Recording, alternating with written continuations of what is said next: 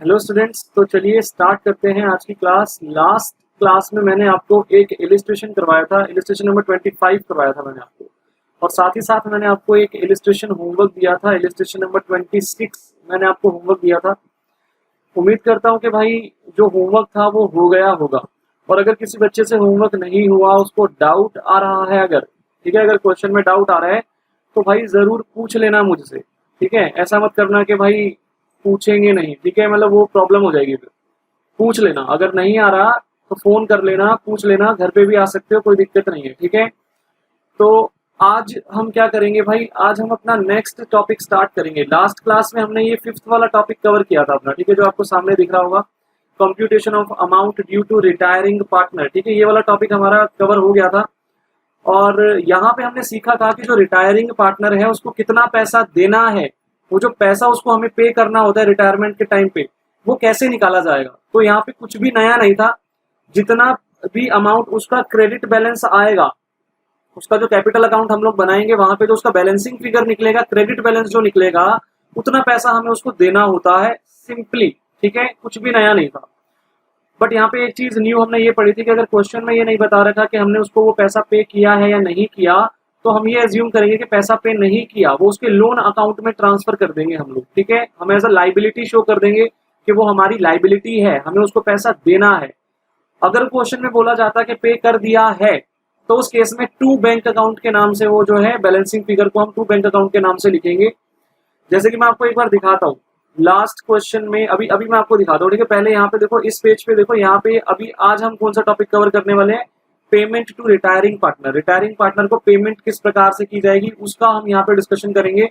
यहाँ पे हमारे जो इलिस्ट्रेशंस हैं वो 27 से लेके 34 तक है, 27 से 34 तक। बट आज की क्लास में हम 27 से लेके 30 तक के इलिस्ट्रेशंस जो हैं, ये 4 क्वेश्चंस डिस्कस करेंगे।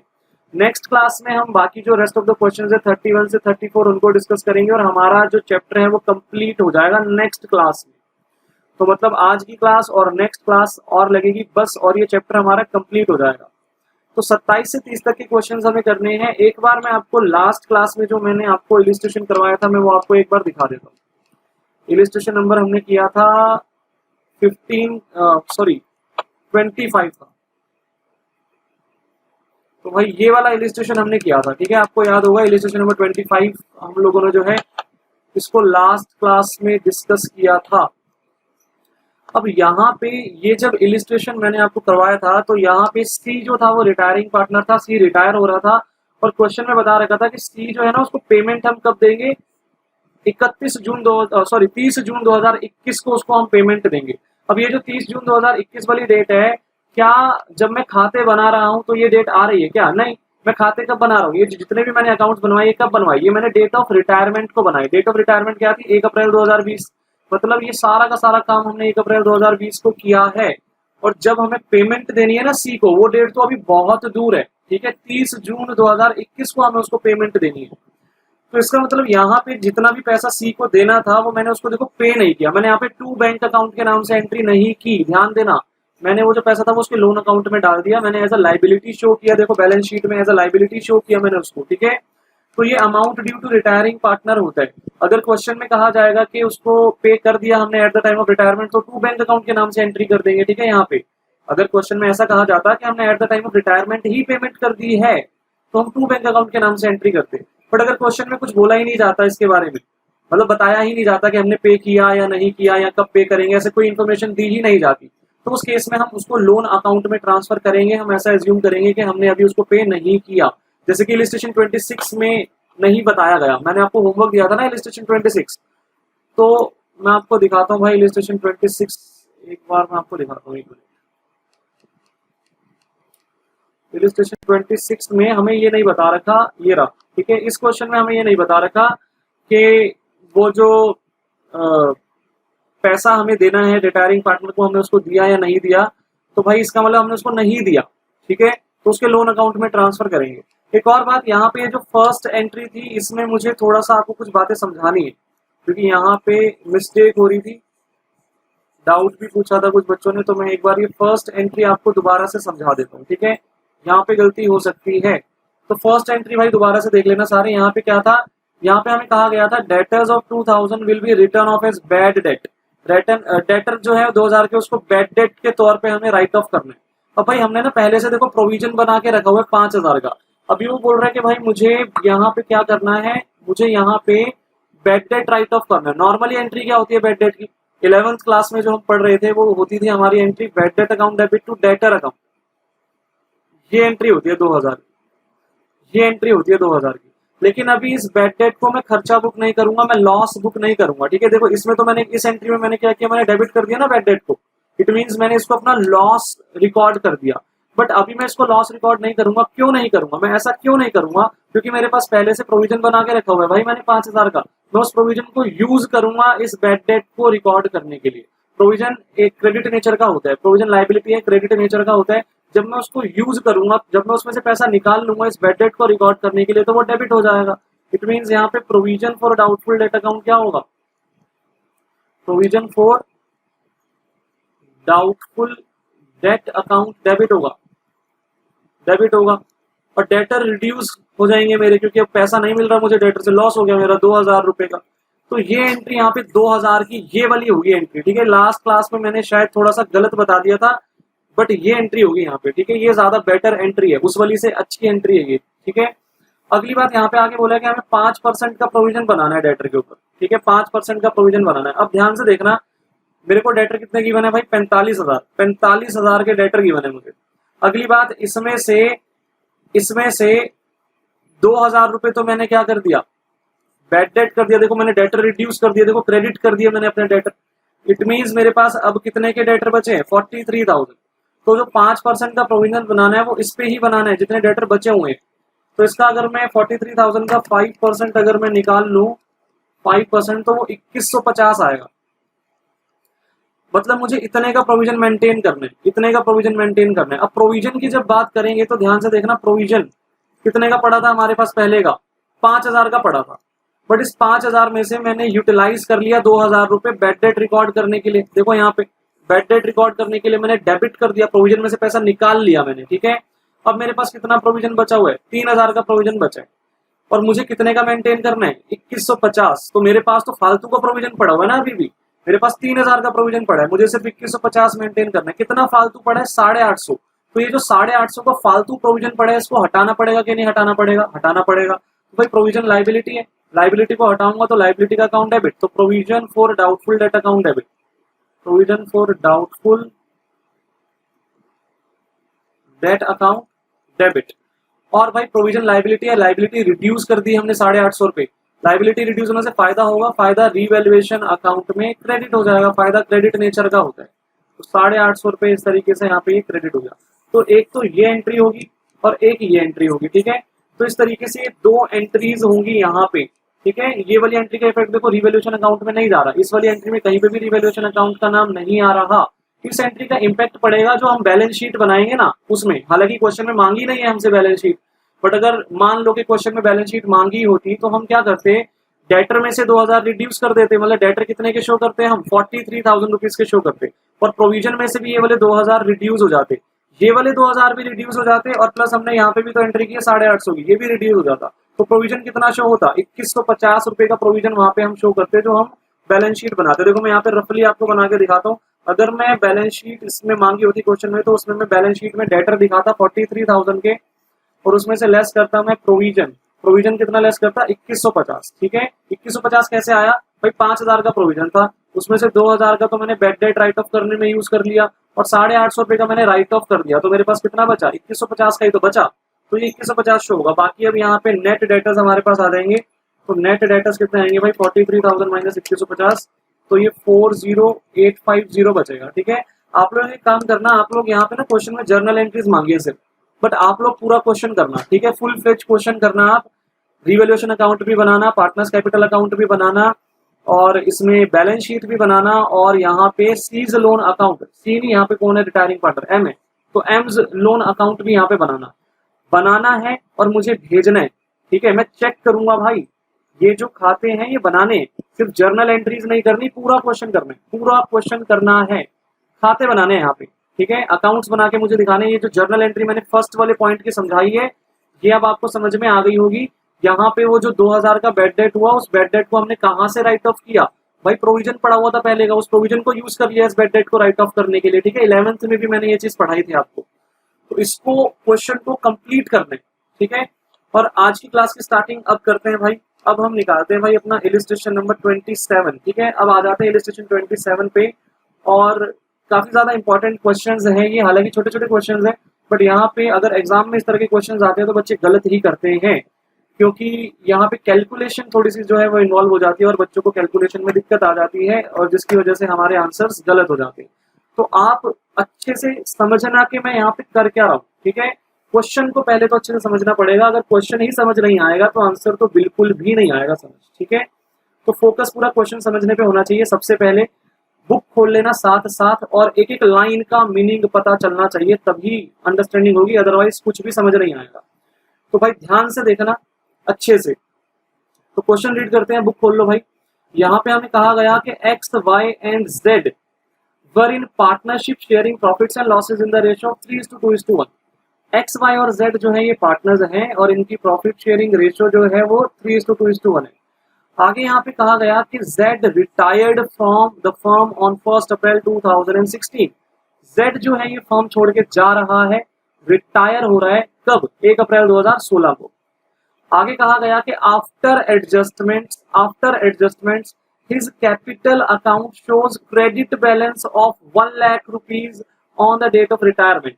सारी एडजस्टमेंट्स करने के बाद जब हमने उसके कैपिटल अकाउंट की बैलेंसिंग फिगर निकाली तो वहां पे क्रेडिट बैलेंस शो हुआ हमें। क्रेडिट बैलेंस कितना शो हुआ, 1 लाख रुपए का। क्रेडिट बैलेंस क्या होता है भाई, देखो ध्यान से, अगर मैं कैपिटल अकाउंट बनाता हूँ, फॉर एग्जांपल मैं यहाँ रफली ऐसे में बना के दिखाता हूँ, देखो ठीक है। एबीसी का मान लो मैं कैपिटल अकाउंट बनाता हूँ, ठीक है। एबीसी पार्टनर्स है, इनका कैपिटल अकाउंट बनाता हूँ, और मान लो सी रिटायर हो रहा है, तो सी का जो बैलेंसिंग फिगर मान लो यहाँ पे 1 लाख रुपए बच जाता है। 1 लाख रुपए यहाँ पे बैलेंसिंग फिगर निकलता है। ये जो बैलेंसिंग फिगर यहाँ पे डेबिट साइड पे निकलता है, इसको हम बोलते हैं क्रेडिट बैलेंस, ठीक है। ये मैंने ऑलरेडी समझा रखा है आपको, ये excess of credit over debit है। इसका मतलब इतने पैसे मुझे सी को देने हैं, इतने पैसे मुझे सी को देने हैं। तो ये अगर ये मान लो ये बैलेंसिंग फिगर इस तरफ निकलती, क्रेडिट साइड पे निकलती, तो वो डेबिट बैलेंस होता, फिर इतने पैसे मुझे उससे लेने होते, बट यहाँ पे इस क्वेश्चन में क्रेडिट बैलेंस की बात चल रही है, ना कि डेबिट बैलेंस की, ठीक है। तो क्रेडिट बैलेंस है, इट मींस मुझे देने हैं पैसे, पार्टनर को पैसे देने हैं, पार्टनर के खाते में क्रेडिट पड़ा हुआ है, मुझे उसको उसके खाते में मतलब प्लस कर रखे हैं मैंने वो पैसे, तो 1 लाख रुपए उसको पे करना है मुझे। तो इतनी बात एक बार दोबारा देख लो भाई, एक्स वाई जेड पार्टनर्स हैं, इनकी प्रॉफिट शेयरिंग रेशियो 3:1 थी। जेड रिटायर हो गया 1 अप्रैल 2016 को। सारी एडजस्टमेंट्स करने के बाद जेड के कैपिटल अकाउंट में 1 लाख रुपए का क्रेडिट बैलेंस पाया गया। इट मींस हमें 1 लाख रुपए देने हैं जेड को। इतनी बात समझ में आती है, कोई दिक्कत नहीं है यहाँ तक। आगे बढ़ते हैं। Z is to be paid in 4 equal annual instalments from 31 March 2017। Z is to be paid in 4 equal annual instalments. Z को जो पेमेंट देनी ना 1 लाख रुपए की, उसको हम 4 किस्तों में पेमेंट देंगे, 4 किस्तों में पेमेंट देंगे। पहली किस्त कब पे करेंगे, 31 मार्च 2017 को। और ये जो किस्तें हैं ये एनुअल इंस्टॉलमेंट है, देखो ध्यान से लिखा है, सालाना इंस्टॉलमेंट, मतलब हर साल एक इंस्टॉलमेंट पे करेंगे। 4 साल में ये 1 लाख रुपए हम उसको पे करेंगे पूरा, ठीक है। तो इस 4 लाख की इस 1 लाख की 4 किस्तें हम बनाएंगे, इस 1 लाख की 4 किस्तें बनाएंगे। पहली किस्त कब पे कर रहे हैं हम, 31 मार्च 2017 को। तो अगली किस्त 1 साल बाद पे होगी 31 मार्च 2018 को। उससे अगली किस्त 1 साल बाद पे होगी 31 मार्च 2019 को। और उससे अगली किस्त उससे 1 साल बाद पे होगी 31 मार्च 2020 को। तो इतनी बात समझ में आई होगी। आगे यहाँ पे लिखा है along with interest at the rate of 10% per annum. वो कह रहे हैं ये जो हमें किस्तें पे करनी है ना, इसमें ब्याज भी पे करना है। कितना ब्याज पे करना है, 10% का ब्याज पे करना है। आगे हमें कहा गया प्रिपेयर जेड्स loan account until he is paid the amount due to him. Z का लोन अकाउंट बनाओ जब तक कि उसको पूरी पेमेंट नहीं हो जाती। इसका मतलब 31 मार्च 2020 तक का उसका लोन अकाउंट बना के दिखाओ पूरा, 4 साल तक, ठीक है। The firm closes its books on 31 March every year. Firm अपने खाते हर साल 31 मार्च को क्लोज करती है, ठीक है। तो क्लोजिंग डेट बता रखी है। कभी कभी ऐसा होता है कि 31 दिसंबर को फर्म अपने खाते क्लोज करती है, क्वेश्चन में मेंशन किया होता है, बट यहाँ पे वो बोल रहे हैं 31 मार्च को खाते क्लोज हो रहे हैं, तो 31 मार्च को मान के करेंगे। अब भाई क्वेश्चन एक बार दोबारा से मैं रिपीट करूंगा, ध्यान से देखना। एक्स वाई और जेड पार्टनर्स थे, इनकी रेशियो 3:1 थी। जेड रिटायर हो गया 1 अप्रैल 2016 को। यहाँ पे देख लो डेट ऑफ रिटायरमेंट क्या है भाई, डेट ऑफ रिटायरमेंट क्या है, 1 अप्रैल 2016। ये जो डेट है ये कौन से फाइनेंशियल ईयर में लाई करती है भाई साहब, सबसे पहले तो मुझे ये बताओ। तो भाई सबको पता होगा 1 अप्रैल 2016, 16-17 वाले फाइनेंशियल ईयर में लाई करेगी, है ना। 1 अप्रैल 2016 से ये साल शुरू हो रहा है और 31 मार्च 2017 को ये साल खत्म हो रहा है। तो ये जो डेट ऑफ रिटायरमेंट है ये कौन से फाइनेंशियल ईयर में लाई करती है, 16-17 वाले फाइनेंशियल ईयर में लाई करती है। इस बात पे फोकस करना। आगे क्या बोला हुआ है, आगे बोला हुआ है कि भाई जो जेड है जो रिटायर हो रहा है, जब हमने उसका कैपिटल अकाउंट बनाया, सारी एडजस्टमेंट करने के बाद उसके कैपिटल अकाउंट में क्रेडिट बैलेंस शो हो रहा है 1 लाख रुपए का। क्रेडिट बैलेंस शो हो रहा है पार्टनर के कैपिटल अकाउंट में, इट मींस हमने उसको इतने पैसे देने, 1 लाख रुपया देने। तो आगे बता रखा है कि भाई ये पैसा हम उसको देंगे, कैसे देंगे, Z is to be paid in 4 equal annual instalment. भाई 1 लाख रुपया जो है ना, इसकी 4 किस्तें बनाएंगे, इक्वल 4 किस्तें बनाएंगे, एनुअल इंस्टॉलमेंट, ठीक है, एनुअल इंस्टॉलमेंट, सालाना पेमेंट देंगे। और वो कह रहे हैं पहली किस्त कब पे करेंगे, तो वो बोल रहा है भाई 31 मार्च 2017 को पहली किस्त पे करेंगे। पूरी लाइन दोबारा पढ़ो, Z is to be paid in 4 equal annual installment from 31 March 2017 along with 10% interest per annum. तो भाई 10% का ब्याज भी देंगे, ये जो हम किस्तें देंगे उसके अंदर ब्याज, क्योंकि लेट पेमेंट दे रहे हैं ना हम, तो ब्याज भी तो लगेगा। 10% का वो कह रहा है सालाना ब्याज लगेगा इस पे पर एनम का। अब वो कह रहे हैं जेड से लोन अकाउंट बनाओ until he is paid the amount due to him, जब तक कि उसको पूरा अमाउंट जो ड्यू है वो पे नहीं हो जाता तब तक का उसका लोन अकाउंट बनाओ। खाते जो है वो 31 मार्च को क्लोज कर रही है ये वाली फॉर्म, ठीक है। तो ये सारी इन्फॉर्मेशन हमें दी गई थी। अब भाई सॉल्यूशन देखना यहाँ पे ध्यान से, सॉल्यूशन मैं खाता बाद में बनाऊंगा, ठीक है, मैं खाता बाद में बनाऊंगा। सबसे पहले मैं कुछ कैलकुलेशन आपको यहाँ पे करके दिखाऊंगा, ठीक है। तो पूरा का पूरा फोकस कैलकुलेशन पे होना चाहिए। यहाँ पे लिखते हैं नंबर ऑफ इंस्टॉलमेंट,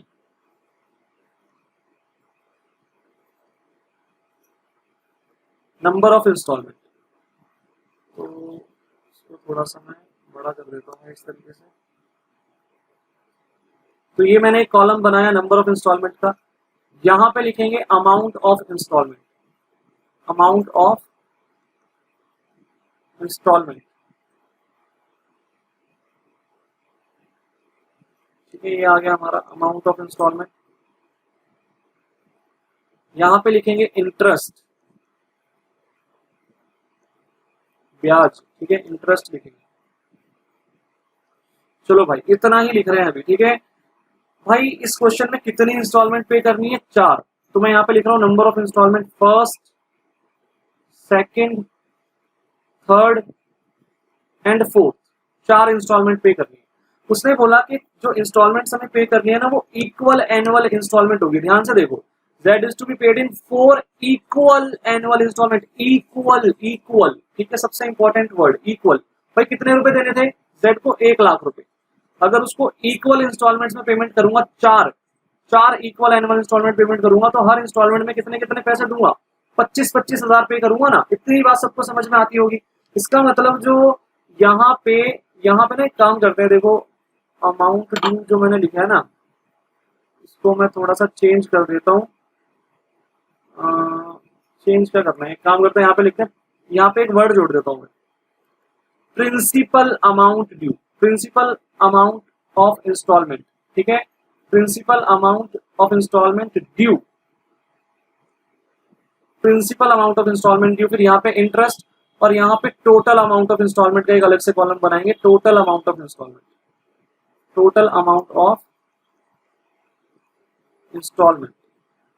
भाई ध्यान से समझना, इस ही कैलकुलेशन में दिक्कत है, बाकी कुछ दिक्कत नहीं है। खाता बनाना बहुत आसान है, ठीक है, इसी कैलकुलेशन में दिक्कत है। दोबारा से देखो, 1 लाख रुपए देने हैं जेड को और क्वेश्चन में बोला है कि 4 इक्वल इंस्टॉलमेंट में पेमेंट करेंगे, तो हर इंस्टॉलमेंट में 25-25 हजार देंगे कि नहीं देंगे, हर इंस्टॉलमेंट में 25-25 हजार देंगे। तो ये जो प्रिंसिपल अमाउंट होगा वो कितना कितना होगा भाई, 25-25 हजार। प्रिंसिपल मतलब प्रिंसिपल का मतलब क्या है कि इसमें कोई ब्याज नहीं जुड़ा हुआ। अभी ये 1 लाख के ही मैंने 4 भाग कर दिए ना, तो 25-25 हजार रुपए का जो है प्रिंसिपल पोर्शन होगा हर इंस्टॉलमेंट में।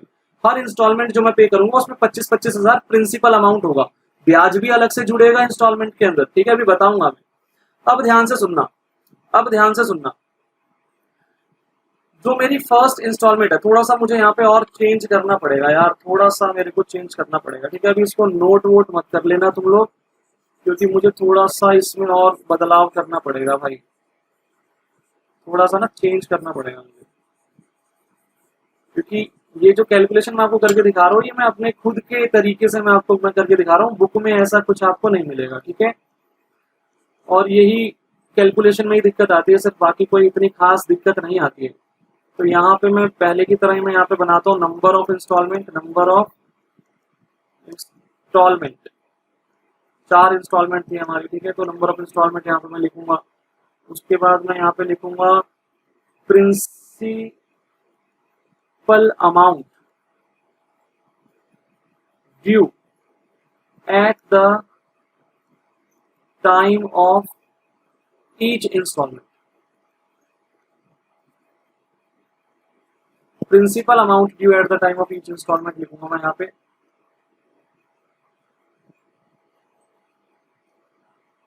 उसके बाद मैं यहाँ पे लिखूंगा इंटरेस्ट, ठीक है, इंटरेस्ट लिख दिया मैंने। और उसके बाद मैं यहाँ पे एक और कॉलम बनाऊंगा प्रिंसिपल अमाउंट,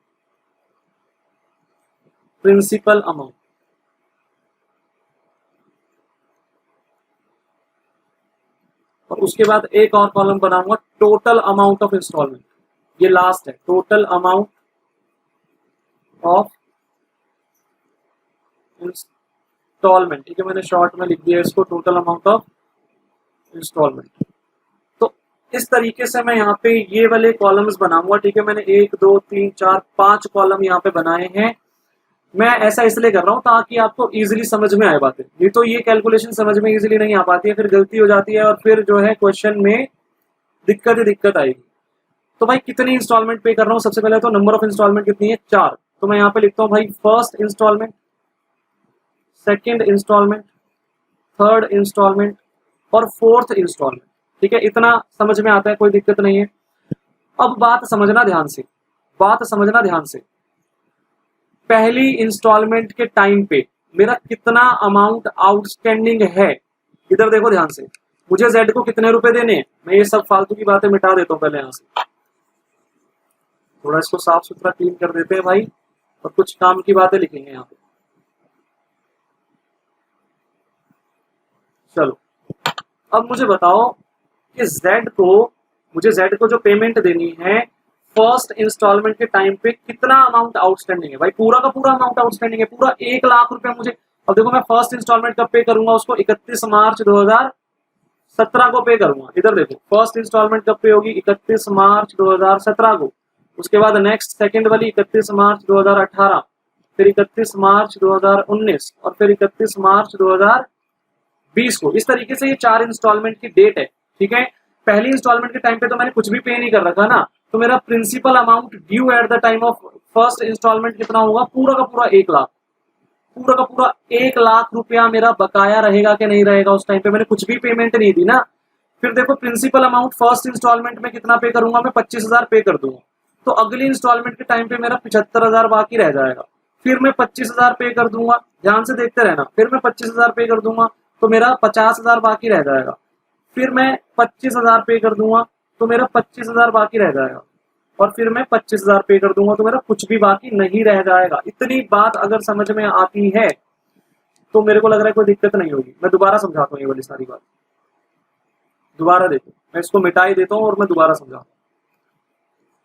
देखो मैं क्या बोल रहा हूँ भाई, मुझे जेड को पैसे देने हैं, मैं इस डेट की बात कर रहा हूँ 31 मार्च 2017 की। 31 मार्च 2017 को कितना अमाउंट आउटस्टैंडिंग था भाई, 31 मार्च 2017 को पूरा अमाउंट आउटस्टैंडिंग था, पूरा 1 लाख रुपया मेरे को उसको बकाया था, देना था।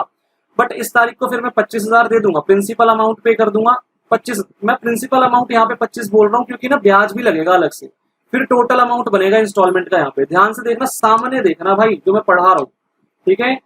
प्रिंसिपल अमाउंट जो 25,000 में पे करूंगा ना, उसके अंदर ब्याज भी जुड़ेगा कुछ, और तब जाके ये वाला टोटल अमाउंट आएगा, ठीक है। तो अभी मैं सिर्फ प्रिंसिपल अमाउंट पे फोकस कर रहा हूँ, कोई ब्याज वाली बात अभी हम नहीं कर रहे, ठीक है। तो टोटल मेरा 1 लाख बकाया है, जिसमें से मैं 25,000 अभी दे दूंगा फर्स्ट इंस्टॉलमेंट में। फिर सेकंड इंस्टॉलमेंट के टाइम पे कितना अमाउंट आउटस्टैंडिंग होगा भाई 75,000, क्योंकि 25 में दे चुका हूँ ना फर्स्ट इंस्टॉलमेंट के टाइम पे। तो फिर सेकंड इंस्टॉलमेंट के टाइम पे भी मैं 25 दे दूंगा। तो उसके बाद मेरे पास जो है यहाँ पे 50,000 आउटस्टैंडिंग बचेगा कि नहीं बचेगा? भाई मैं 50,000 दे चुका हूँ, देखो फर्स्ट इंस्टॉलमेंट में 25 दिया, सेकंड में भी 25 दिया, तो टोटल मैंने 50 दे चुका हूँ मैं। तो अब मेरा थर्ड इंस्टॉलमेंट के टाइम पे कितना बाकी है? 50 बाकी है। उसके बाद मैं थर्ड इंस्टॉलमेंट में भी 25,000 जो है प्रिंसिपल पोर्शन पे कर दूंगा। तो फोर्थ इंस्टॉलमेंट में 25,000 बाकी रह जाएगा। फोर्थ इंस्टॉलमेंट में 25,000 बाकी रह जाएगा। तो फोर्थ इंस्टॉलमेंट में भी मैं 25,000 पूरा का पूरा क्या कर दूंगा? पे कर दूंगा, और कुछ भी अमाउंट उसके बाद मेरा जो है बाकी नहीं रह जाएगा। ठीक है, इतनी बात आपको समझ में आ रही होगी। अब जो ब्याज लगता है वो किस पे लगता है? बकाया राशि पे। ठीक है, ब्याज लगता है बकाया राशि पे, मतलब outstanding amount at the time of each instalment पे। तो अब मैं ब्याज की बात करता हूँ। क्वेश्चन में ना ब्याज बोला हुआ है कि 10% का ब्याज लगेगा हर इंस्टॉलमेंट में पर एनम। ठीक है, तो पहली वाली इंस्टॉलमेंट में ब्याज कितने अमाउंट पे लगेगा भाई? कितना अमाउंट आउटस्टैंडिंग था at the time of first instalment? 1,00,000 रुपया। तो 1,00,000 के ऊपर 10% का ब्याज यहाँ पे लगेगा कितना? 10,000। सेकेंड इंस्टॉलमेंट के टाइम पे कितना अमाउंट आउटस्टैंडिंग था भाई? 75,000। तो 75,000 के ऊपर 10% का ब्याज लगेगा कितना? 7500। थर्ड इंस्टॉलमेंट के टाइम पे कितना अमाउंट आउटस्टैंडिंग था? 50,000। तो 50,000 पे 10% ब्याज लगेगा कितना? 5,000। फोर्थ इंस्टॉलमेंट के टाइम पे कितना अमाउंट आउटस्टैंडिंग था? 25,000, जिसपे कि 10% अगर मैं ब्याज लगाता हूं तो कितना आएगा? 2500। ठीक है, इतनी बात समझ में आती है। अब मेरा जो टोटल अमाउंट ऑफ इंस्टॉलमेंट है वो कितना बनेगा? ध्यान से देखना। पहली इंस्टॉलमेंट के अंदर में 25,000 हो, ये वाले 25,000 रुपए जो मैं पे कर रहा हूँ ये तो प्रिंसिपल पोर्शन है, और साथ ही साथ में 10,000 का ब्याज भी दूंगा ये वाला। तो इसका मतलब मैं टोटल कितना पेमेंट यहाँ पे करने वाला हूँ? 35,000। ऐसे ही सेकंड इंस्टॉलमेंट में देखो 25,000 ये पे करूंगा और 7500 ये। तो 25,000 प्लस 7500 कर लो, कितना आएगा? 32,500। 32,500 की मेरी सेकंड वाली इंस्टॉलमेंट होगी। ठीक है, सेकंड इंस्टॉलमेंट का अमाउंट कितना होगा? 32,500। ऐसे ही थर्ड वाली इंस्टॉलमेंट में 25,000 प्रिंसिपल पोर्शन के, 5,000 इंटरेस्ट के, तो 30,000 की पेमेंट करूंगा मैं थर्ड इंस्टॉलमेंट के टाइम पे। और फोर्थ इंस्टॉलमेंट के टाइम पे 25,000 ये वाले प्रिंसिपल पोर्शन के, और जो 2500 है वो इंटरेस्ट के, ब्याज के पे करूंगा। तो 27,500 रुपए जो है, 27,500 रुपए मैं यहाँ पे टोटल पेमेंट दूंगा। ठीक है, फोर्थ इंस्टॉलमेंट के टाइम पे। तो ये मेरी जो है इंस्टॉलमेंट्स के अमाउंट मैंने आपको निकाल के बताया। इस तरीके से ये अमाउंट निकलता है। मैंने बहुत ही इजी प्रेजेंटेशन देके इजीली सारी बात जो है समझाने की कोशिश की है। मैंने प्रयास किया है मैं अच्छे से सारी बात यहाँ पे समझा पाऊँ। मैं दोबारा से एक बार बताता हूँ कि मैंने क्या क्या यहाँ पे किया। अगर इतना कैलकुलेशन समझ में आता है तो खाता बनाने में दिक्कत नहीं होगी। ठीक है, नहीं होगी। तो देखो ध्यान से, मुझे जेड को 1,00,000 रुपए देने थे। पहली किस्त के टाइम पे पूरा का पूरा 1,00,000 बाकी था, तो amount outstanding at the time of first instalment 1,00,000 आ गया। फिर मैंने पहली किस्त में 25,000 रुपए पे कर दिए। इक्वल इंस्टॉलमेंट है ना, तो हर इंस्टॉलमेंट में 25,000 पे करूंगा। तो 25 पे किए तो अगली इंस्टॉलमेंट के टाइम पे 75 बाकी रह गए।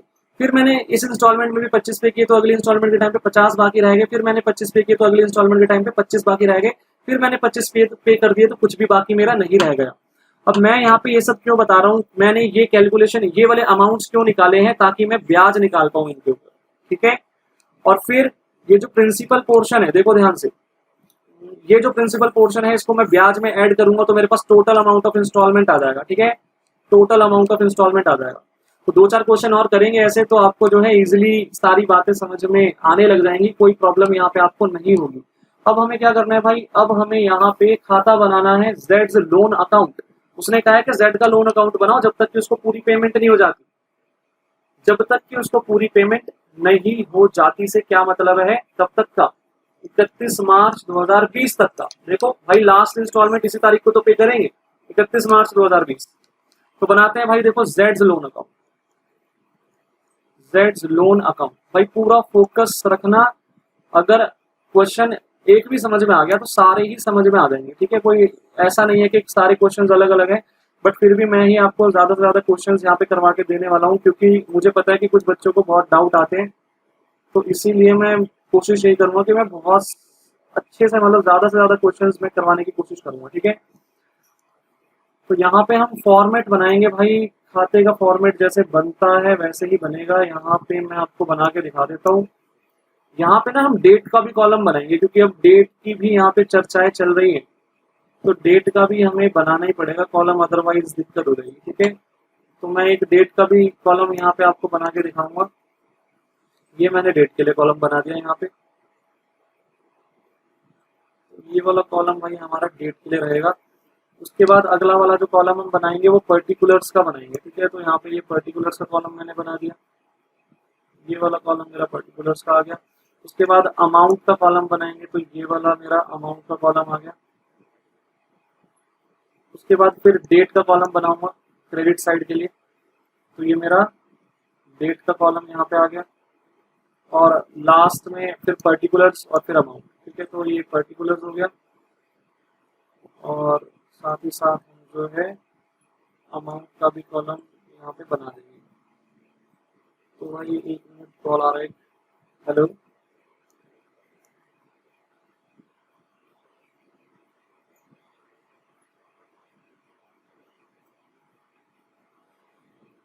फालतू में कॉल आते रहते हैं कंपनी के।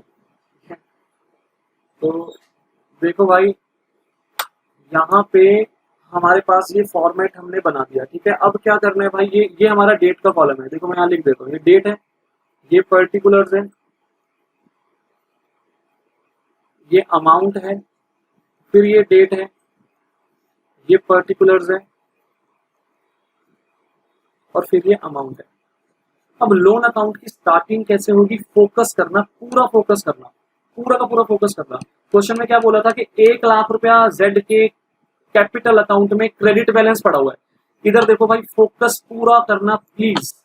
ठीक है, नहीं तो समझ नहीं आएगा। मैं अगर कैपिटल अकाउंट रफली यहाँ पे आपको बना के दिखाऊं एक्स वाई जेड का, X Y Z, X Y Z, तो जेड के कैपिटल अकाउंट में 1 लाख का क्रेडिट बैलेंस पड़ा है, मतलब इस तरफ को बैलेंस पड़ा हुआ है ऐसे। और ये बैलेंस उसको मैंने कहां पे ट्रांसफर कर दिया होगा, जेड लोन अकाउंट में। जैसे मैंने आपको इलिस्ट्रेशन 25 में समझाया था ना, सीज लोन अकाउंट में सी का बैलेंस ट्रांसफर किया था, वैसे यहाँ पे ट्रांसफर किया हुआ है जेड लोन अकाउंट में। तो ये जेड के लोन अकाउंट में क्रॉस ट्रांसफर हो जाएगा। ठीक है, क्रॉस ट्रांसफर हो जाएगा यहाँ पे बाय, किस नाम से आएगा, बाय जेड्स कैपिटल अकाउंट। भाई जिस खाते से ट्रांसफर कर रहा हूँ उस खाते का नाम आएगा। मुझे लगता है ये एंट्री समझ में आ गई होगी। इस पे डेट कौन सी डालूंगा, डेट ऑफ रिटायरमेंट। रिटायरमेंट की डेट 1 अप्रैल 2016 थी।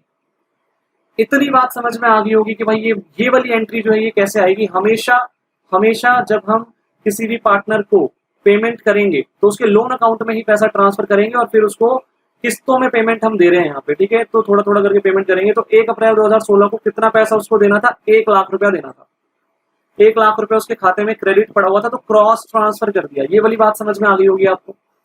अब मुझे क्या करना है, अब मुझे हर साल के लिए लोन अकाउंट बनाना है। पहले 16-17 के लिए बनाऊंगा, फिर 17-18 के लिए बनाऊंगा, फिर 18-19, फिर 19-20, 4 साल के लिए लोन अकाउंट बनाना है। ध्यान से देखना, 4 अलग अलग तारीख को मैं पेमेंट दे रहा हूँ। पहले मैं 31 मार्च 2017 को पेमेंट कर रहा हूँ फर्स्ट ईयर की, फिर सेकंड ईयर की, फिर थर्ड ईयर की, फिर फोर्थ ईयर की। ठीक है, इस तरीके से 4 अलग अलग डेट पे मैं उसको एनुअल पेमेंट दे रहा हूँ, सालाना पेमेंट दे रहा हूँ। ठीक है, पैसा कब देना था मुझे उसको, ड्यू कब था, वैसे पैसा 1 अप्रैल 2016 को ड्यू हुआ था पैसा, तो पहली किस्त मैं कब दूंगा, 31 मार्च 2017 को दूंगा। मतलब 1 साल बाद मैं पहली किस्त पे कर रहा हूँ, 1 साल बाद।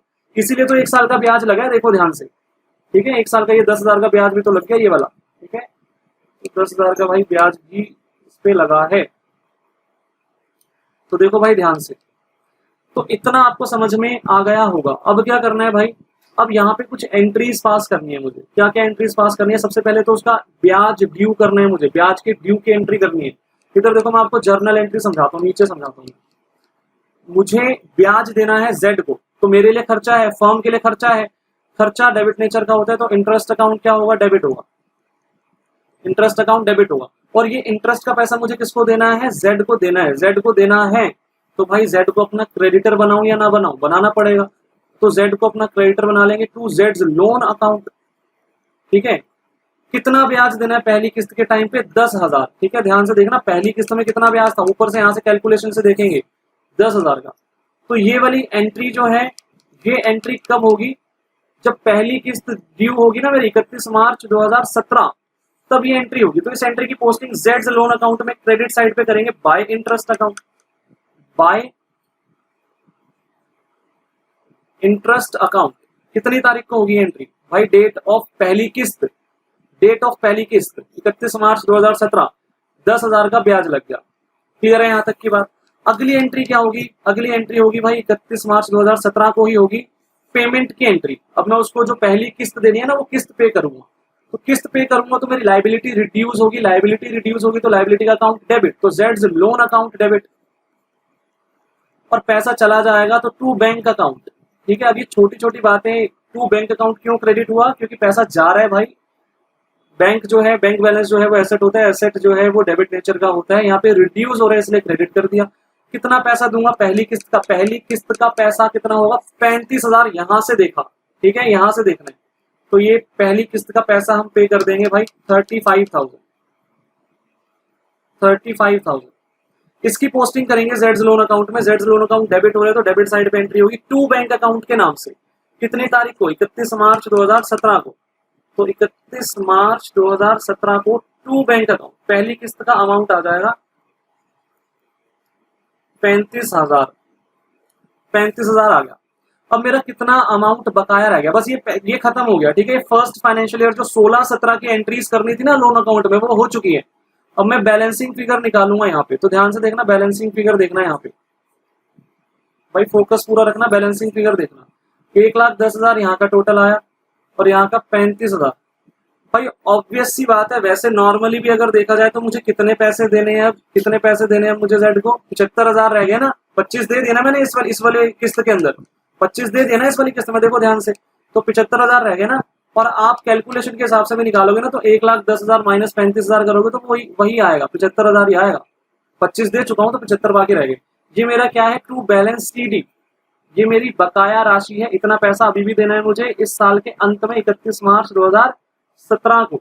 ये 16-17 की लोन अकाउंट के अंदर जो एंट्रीज होनी चाहिए थी वो हो गई है, हो गई है। ठीक है, अब क्या करना है भाई? अब अगले साल की तैयारी करनी है। अगले साल की तैयारी कैसे होगी भाई? पहले ये जो बैलेंस शीट है इसको ब्रॉड फॉरवर्ड करेंगे अगले साल की स्टार्टिंग डेट पे, मतलब 1 अप्रैल 2017 को। किस नाम से? बाय बैलेंस बीडी के नाम से ब्रॉड फॉरवर्ड हो जाएगा ना। 75,000 रुपए देने हैं मुझे। ठीक है, अगले साल के स्टार्टिंग में मेरा जो अमाउंट आउटस्टैंडिंग है वो 75,000 रुपीज है। अब इस 75,000 पे ब्याज लगेगा तो बाय इंटरेस्ट अकाउंट। अब तो आपको एंट्रीज मुझे लग रहा है बार बार बताने की जरूरत नहीं पड़ेगी कि भाई ब्याज लगता है तो एंट्री क्या होती है। साल के अंत में लगेगा ब्याज, जब ड्यू डेट होगी ना 31 मार्च 2018, उसी तारीख को ब्याज लगेगा। कितना ब्याज है भाई सेकंड वाली एंट्री में? 7500 का। ठीक है, तो यहाँ पे लिखते हैं भाई 7500 का ब्याज है। अब पेमेंट की एंट्री करूंगा, जैसे ही मैंने फर्स्ट ईयर में किया था सेम चीज सेकंड ईयर में करूंगा। तो टू बैंक अकाउंट, पेमेंट की एंट्री तो वही रहेगी ना, जेड्स loan account debit to bank account. साल के अंत में 31 मार्च 2018 को एंट्री करूंगा। कितने रुपए पे करूंगा भाई? किस्त का अमाउंट क्या था? 32,500। अमाउंट में ही गलती होती है सारी की सारी, और कोई गलती यहाँ पे होगी नहीं। ठीक है, 32,500। अब भाई इस साल को भी अगर मैं क्लोज करूं तो मेरे कितना अमाउंट बाकी रहना चाहिए? 50,000 रहना चाहिए बाकी। ठीक है, 25 पहले साल में दे दिया, 25 अब दूसरे साल में भी दे दिया, तो 50,000 रह गया। आप बैलेंसिंग फिगर निकालोगे ना तो भी 50,000 ही आएगा। तो देखो मैं आपको निकाल के बताता हूँ, 82,500 में से अगर आप माइनस करोगे 32,500 तो बैलेंसिंग फिगर कितनी बची? 50,000 रुपीज। ठीक है, 50,000 रुपए यहाँ पे आपकी बैलेंसिंग फिगर बच गई। तो आप यहाँ पे लिखेंगे टू बैलेंस सीडी। ठीक है, 1 मिनट के लिए भाई। ठीक है, तो ये भी हमारा साल के अंत में इतना हमारा अमाउंट बकाया रह गया, इतना हमारा अमाउंट बकाया रह गया। तो सेकेंड ईयर का भी हमने जो है लोन अकाउंट बना दिया। अगले ईयर के लिए क्या करेंगे भाई? फिर ये जो हमारा बैलेंस था इसको क्रॉस ट्रांसफर करेंगे बाय बैलेंस बीडी के नाम से। 50,000 रुपए देने हैं हमें थर्ड साल के बिगिनिंग में, और फिर इस साल भी ब्याज लगेगा इस साल के अंत में, मतलब 31 मार्च 2019 को भी ब्याज लगेगा बाय इंटरेस्ट अकाउंट। अब पता क्या है, बच्चे ना सीधा रट्टा मारना शुरू कर देते हैं कि भाई एक बार क्योंकि पता चल गया कि ऐसे ही चलेगा ये अकाउंट, तो बच्चे उसको याद कर लेते हैं, रट्टा लगा लेते हैं। आपको जर्नल एंट्रीज भी आनी चाहिए भाई। ये जो जर्नल एंट्रीज है इनकी मीनिंग पता होनी चाहिए कि क्यों ये एंट्री हो रही है। पहले हम ब्याज को ड्यू करेंगे, फिर हम इंस्टॉलमेंट को पे करेंगे। ठीक है, ब्याज ड्यू करने की एंट्री होगी, फिर इंस्टॉलमेंट पे करने की एंट्री होगी। यहाँ पे कितना ब्याज है भाई? थर्ड इंस्टॉलमेंट में 5,000 का ब्याज है। ठीक है, तो 5,000 का यहाँ पे ब्याज लगा देंगे। तो भाई पेमेंट करेंगे। अब पेमेंट की एंट्री यहाँ पे हो जाएगी टू बैंक अकाउंट। मैं जर्नल की पोस्टिंग कर रहा हूँ, माइंड में जर्नल भी चलाते रहना। ठीक है, जेड्स loan account debit to bank account, इस तरीके से वो पूरा पीछे का प्रोसेस पता होना चाहिए, सिर्फ खातों में एंट्री नहीं डालनी, उसको मीनिंग भी पता होना चाहिए उस एंट्री का। अब ये जो एंट्री है इसमें कितना अमाउंट जाएगा, 30,000 की इंस्टॉलमेंट थी, ठीक है, 30,000 रुपीज की इंस्टॉलमेंट थी। तो भाई अब कितना पैसा मेरा बाकी बचा, 25,000 बच गया, क्योंकि मैं 3 किस्तें दे चुका हूँ 25,000 की, 1 लाख देना था टोटल, तो 75,000 दे चुका हूँ मैं, तो मेरा 25,000 बच गया, ठीक है, 25 ही बचना चाहिए था, और बैलेंसिंग फिगर निकालोगे तो 25 ही बच रहा है, टू बैलेंस सीडी के नाम से। ये आ गया 31 मार्च 2018 को। अब 18 नहीं, सॉरी 19 था यार, ये ऊपर भी मैंने गलत लिख दिया, तो यहाँ पे सही कर देते हैं, ये 19 था, साल के अंत में पेमेंट करूंगा ना मैं। अब भाई आगे 1 मिनट यार, इधर मैंने गलत कर दिया ना, ये वाला 18 था, ठीक है, 31 मार्च 2018 को पिछला वाला साल क्लोज किया था, तो ये साल 1 अप्रैल 2018 को शुरू होगा ना, तो इस पे थोड़ा सा फोकस रखना। अब भाई आगे बढ़ते हैं, अगले साल की तरफ बढ़ते हैं। अगला साल हमारा शुरू होगा 1 अप्रैल 2019 को, तो यहाँ पे बाय बैलेंस बीडी कितना आएगा भाई, 25,000 रुपए देने। फिर यहाँ पे भी ब्याज की ड्यू की एंट्री करेंगे साल के अंत में 31 मार्च 2020 को, बाय इंटरेस्ट अकाउंट। कितना ब्याज लग रहा है आखिरी इंस्टॉलमेंट पे भाई, 2500 रुपए का, ठीक है, 2500 रुपए का ब्याज लग रहा है आखिरी इंस्टॉलमेंट पे, तो ये 2500 का ब्याज लगा दिया यहाँ, तो भाई इसको थोड़ा सा मैं एक्सटेंड कर देता हूँ ऐसे। अब मेरा कितना अमाउंट बाकी रह गया भाई, अब मेरा कुछ भी अमाउंट बाकी नहीं रह गया, मुझे पेमेंट करनी है बस, तो 31 मार्च 2020 को मैं पेमेंट कर दूंगा टू बैंक अकाउंट। कितना, तो भाई पूरी पेमेंट कर दूंगा। किस्त कितने की है मेरी, 27,500, 27,500 पे कर दूंगा यहाँ पे। तो भाई अब पूरी किस्त पे हो गई है, देखो दोनों साइड का बैलेंस आखिर में मैच करना चाहिए कि नहीं करना चाहिए, करना चाहिए, 27,500, कुछ भी बैलेंसिंग फिगर नहीं बचेगा, ठीक है, सारी किस्त पे हो गई है। तो ये हमारा बना जेड्स लोन अकाउंट, ठीक है, जेड का लोन अकाउंट हमने बना दिया है। इस तरीके से ये हमारा इलस्ट्रेशन 27 कंप्लीट हो गया। मैंने काफी अच्छे से यहाँ पे जो है नोट्स बना के दिखाए हैं, इतना इजीली बुक में नहीं दिया हुआ, तो प्लीज अच्छे से इसको करना। हालांकि अभी ऐसे और भी क्वेश्चंस मैं करवा रहा हूँ आपको, ठीक है, तो और अच्छे से अंडरस्टैंडिंग हो जाएगी भी आपको। आगे बढ़ते हैं भाई नेक्स्ट क्वेश्चन की तरफ। नेक्स्ट जो हमारा क्वेश्चन है वो है इलस्ट्रेशन नंबर 28, ठीक है, तो ये भी लास्ट क्वेश्चन के जैसा ही है, थोड़ा थोड़ा मतलब चेंज है इसमें, हल्का हल्का सा, ठीक है, थोड़ा कैलकुलेशन मतलब थोड़ा सा चेंज हो जाएगी, बाकी सब एज इट इज रहेगा, कॉन्सेप्ट सेम है, ठीक है। तो ध्यान से देखना भाई, यहाँ पे क्वेश्चन अच्छे से पढ़ेंगे पहले। तो यहाँ पे भी हमें बताया गया कि X Y and Z were partners, X Y and Z were in partnership sharing profit and losses equally. X Y और जेड जो है वो पार्टनरशिप में है और इक्वली प्रॉफिट एंड लॉसेज जो है वो शेयर कर रहे हैं। आगे बताया कि Z retired from the firm, Z जो है वो फर्म से रिटायर हो रहा है। After adjustment his capital account showed a credit balance of 1 lakh on 1 April 2017। इसका मतलब वो रिटायर कब हो रहा है, 1 अप्रैल 2017 को हो रहा है, और 1 अप्रैल 2017 को उसके क्रेडिट कैपिटल अकाउंट में क्रेडिट बैलेंस पड़ा हुआ है। यार ये क्या हो गया, चलो हट गया। तो उसके कैपिटल अकाउंट में क्या पड़ा हुआ है, क्रेडिट बैलेंस वहां पे पड़ा हुआ है। तो दोबारा से एक बार देख लेते हैं, एक्स वाई और जेड पार्टनर्स हैं, इक्वली प्रॉफिट शेयर करते हैं। जेड जो है वो रिटायर हो रहा है और 1 अप्रैल 2000 क्या चीज है भाई, तो 1 अप्रैल 2017 को जो है उसके कैपिटल अकाउंट में क्रेडिट बैलेंस पड़ा है 1 लाख रुपए। इट मींस हमने जेड को 1 लाख रुपए पे करने हैं, हमने जेड को 1 लाख रुपए पे करने। इतनी बात समझ में आती है, लास्ट क्वेश्चन की तरह ही है। आगे बढ़ते हैं। Z is to be paid in 2 equal instalment of 37,500 each including ब्याज 10% per annum on the outstanding balance of each year and the balance including interest in 3rd year. बस ये वाली जो बात है यही समझ में नहीं आई होगी, बाकी सब समझ में आया होगा। तो यहां से लेके यहां तक की बात में ही सारा गेम है, ठीक है। अगर ये समझ में आ गई तो सब समझ में आ गया, और अगर ये समझ में नहीं आई तो कुछ भी समझ में नहीं आया।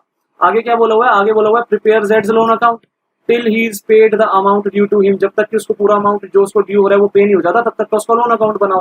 तो क्वेश्चन तो समझ में आया नहीं है आप लोगों को, तो पहले तो मुझे क्वेश्चन समझाना पड़ेगा अच्छे से, ठीक है, क्वेश्चन समझाना पड़ेगा मुझे।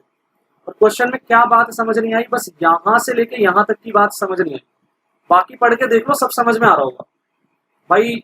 बाकी सब इजी था कि XYZ पार्टनर्स हैं, इक्वल प्रॉफिट शेयरिंग रेशियो थी, Z रिटायर हो गया 1 अप्रैल 2017 को, उसके कैपिटल अकाउंट में क्रेडिट बैलेंस पड़ा 1 लाख रुपए, इट मींस उसको हमने 1 लाख रुपए देने हैं। उसके बाद की कुछ बात समझ में नहीं आई और लास्ट में बोला है कि Z का लोन अकाउंट बनाओ और जितना भी उसको अमाउंट जो ड्यू उसको देना है तब तक के लिए ये लोन अकाउंट उसका बनेगा, जब तक उसको पूरी पेमेंट नहीं हो जाती। ठीक है, अब ये जो मैंने बात यहाँ पे मैंने आपको मार्क करके दी है जो कि आपको समझ में नहीं आई, इस बात को मुझे समझाना है, इस बात को मुझे समझाना है। पढ़ के देखते हैं, पढ़ के कितना समझ में आता है पहले कोशिश करते हैं, उसके बाद में आपको जो है लिख के समझाऊंगा।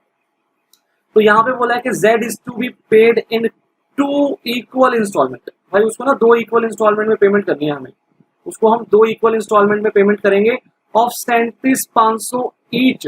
कितने कितने की 2 इक्वल इंस्टॉलमेंट होगी?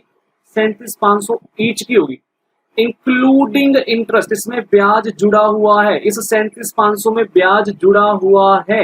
मैं आपको ना एक बात समझाता हूं, जब भी शब्द यूज होता है ना इंस्टॉलमेंट,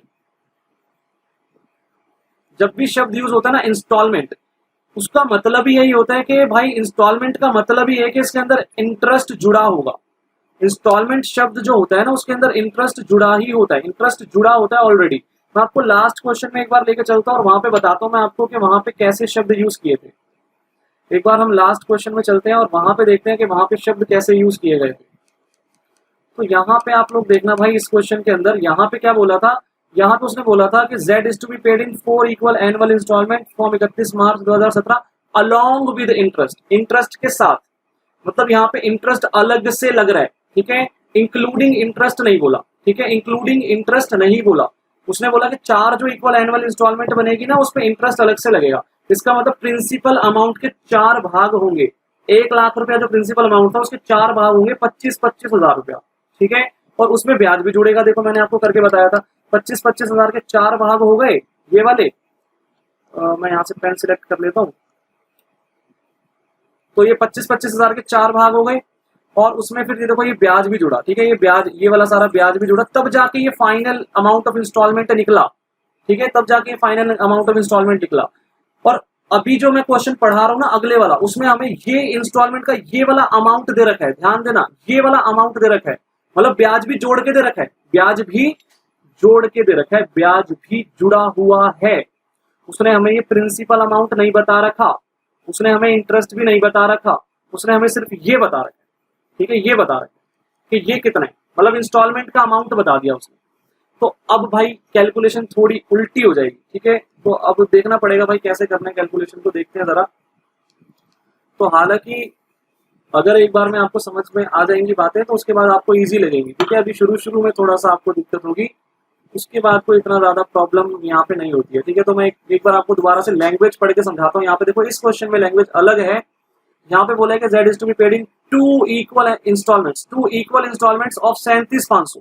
उसने इंस्टॉलमेंट का अमाउंट ही दे दिया। उसने बोला कि जो इक्वल इंस्टॉलमेंट होगी ना वो 37,500 की होगी, 2 इंस्टॉलमेंट इंक्लूडिंग इंटरेस्ट। और कह रहे हैं 37,500 में ब्याज जुड़ा हुआ है, 37,500 में ब्याज जुड़ा हुआ है। इसका मतलब वो इस वाले अमाउंट की बात कर रहा है। इसका मतलब वो मैं आपको दिखाता हूँ लास्ट क्वेश्चन में, इस वाले अमाउंट की बात कर रहा है, ये वाले सीधा ब्याज जोड़ के ही अमाउंट दे दिया उसने। जबकि यहाँ पे हमें ऐसा नहीं दिया गया था, पिछले क्वेश्चन में ऐसा नहीं दिया गया था, सीधा ब्याज जोड़ के अमाउंट थोड़ी ना दिया गया था।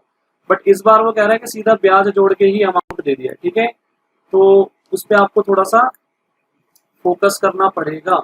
ये क्या हो रहा है भाई, ये वाला था, ये तो 29 में पहुंच गए, ये वाला था।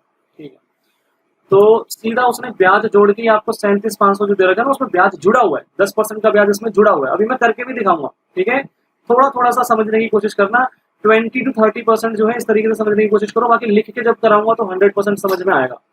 तो Z is to be paid in 2 equal annual installments of 37,500 each, including ब्याज of 10% on the outstanding balance of each year। भाई ब्याज किस पे लगता है? आउटस्टैंडिंग बैलेंस पे लगता है। मैंने पिछले क्वेश्चन में भी आपको कराया, जो बकाया राशि होती है उस पे ब्याज लगता है। तो वही बात उसने लिखी, कुछ नया थोड़ी ना लिख दिया। वगैरह ब्याज किस पे लगेगा? On the outstanding balance of the each year, हर साल के अंत में जो बकाया बैलेंस होगा उस पे ब्याज लगेगा, सिंपल। फिर आगे वो कह रहे हैं the balance including interest in the 3rd year, और जो बाकी बैलेंस बच जाएगा ना ब्याज जोड़ के वो तीसरे साल में हम पे करेंगे। अब वो कहना क्या चाहता है मैं आपको ना नोट बना के समझाता हूँ। यहाँ पे देखना वो कहना क्या चाहता है। अब आपको पूरी बातें समझ में आएंगी। यहाँ पे देखना ध्यान से, यहाँ पे मैं लिखूंगा number of instalment, number of instalment. ठीक है, इसको मैं थोड़ा सा पेज बड़ा कर देता हूँ। यहाँ पे मैंने लिख दिया number of instalment.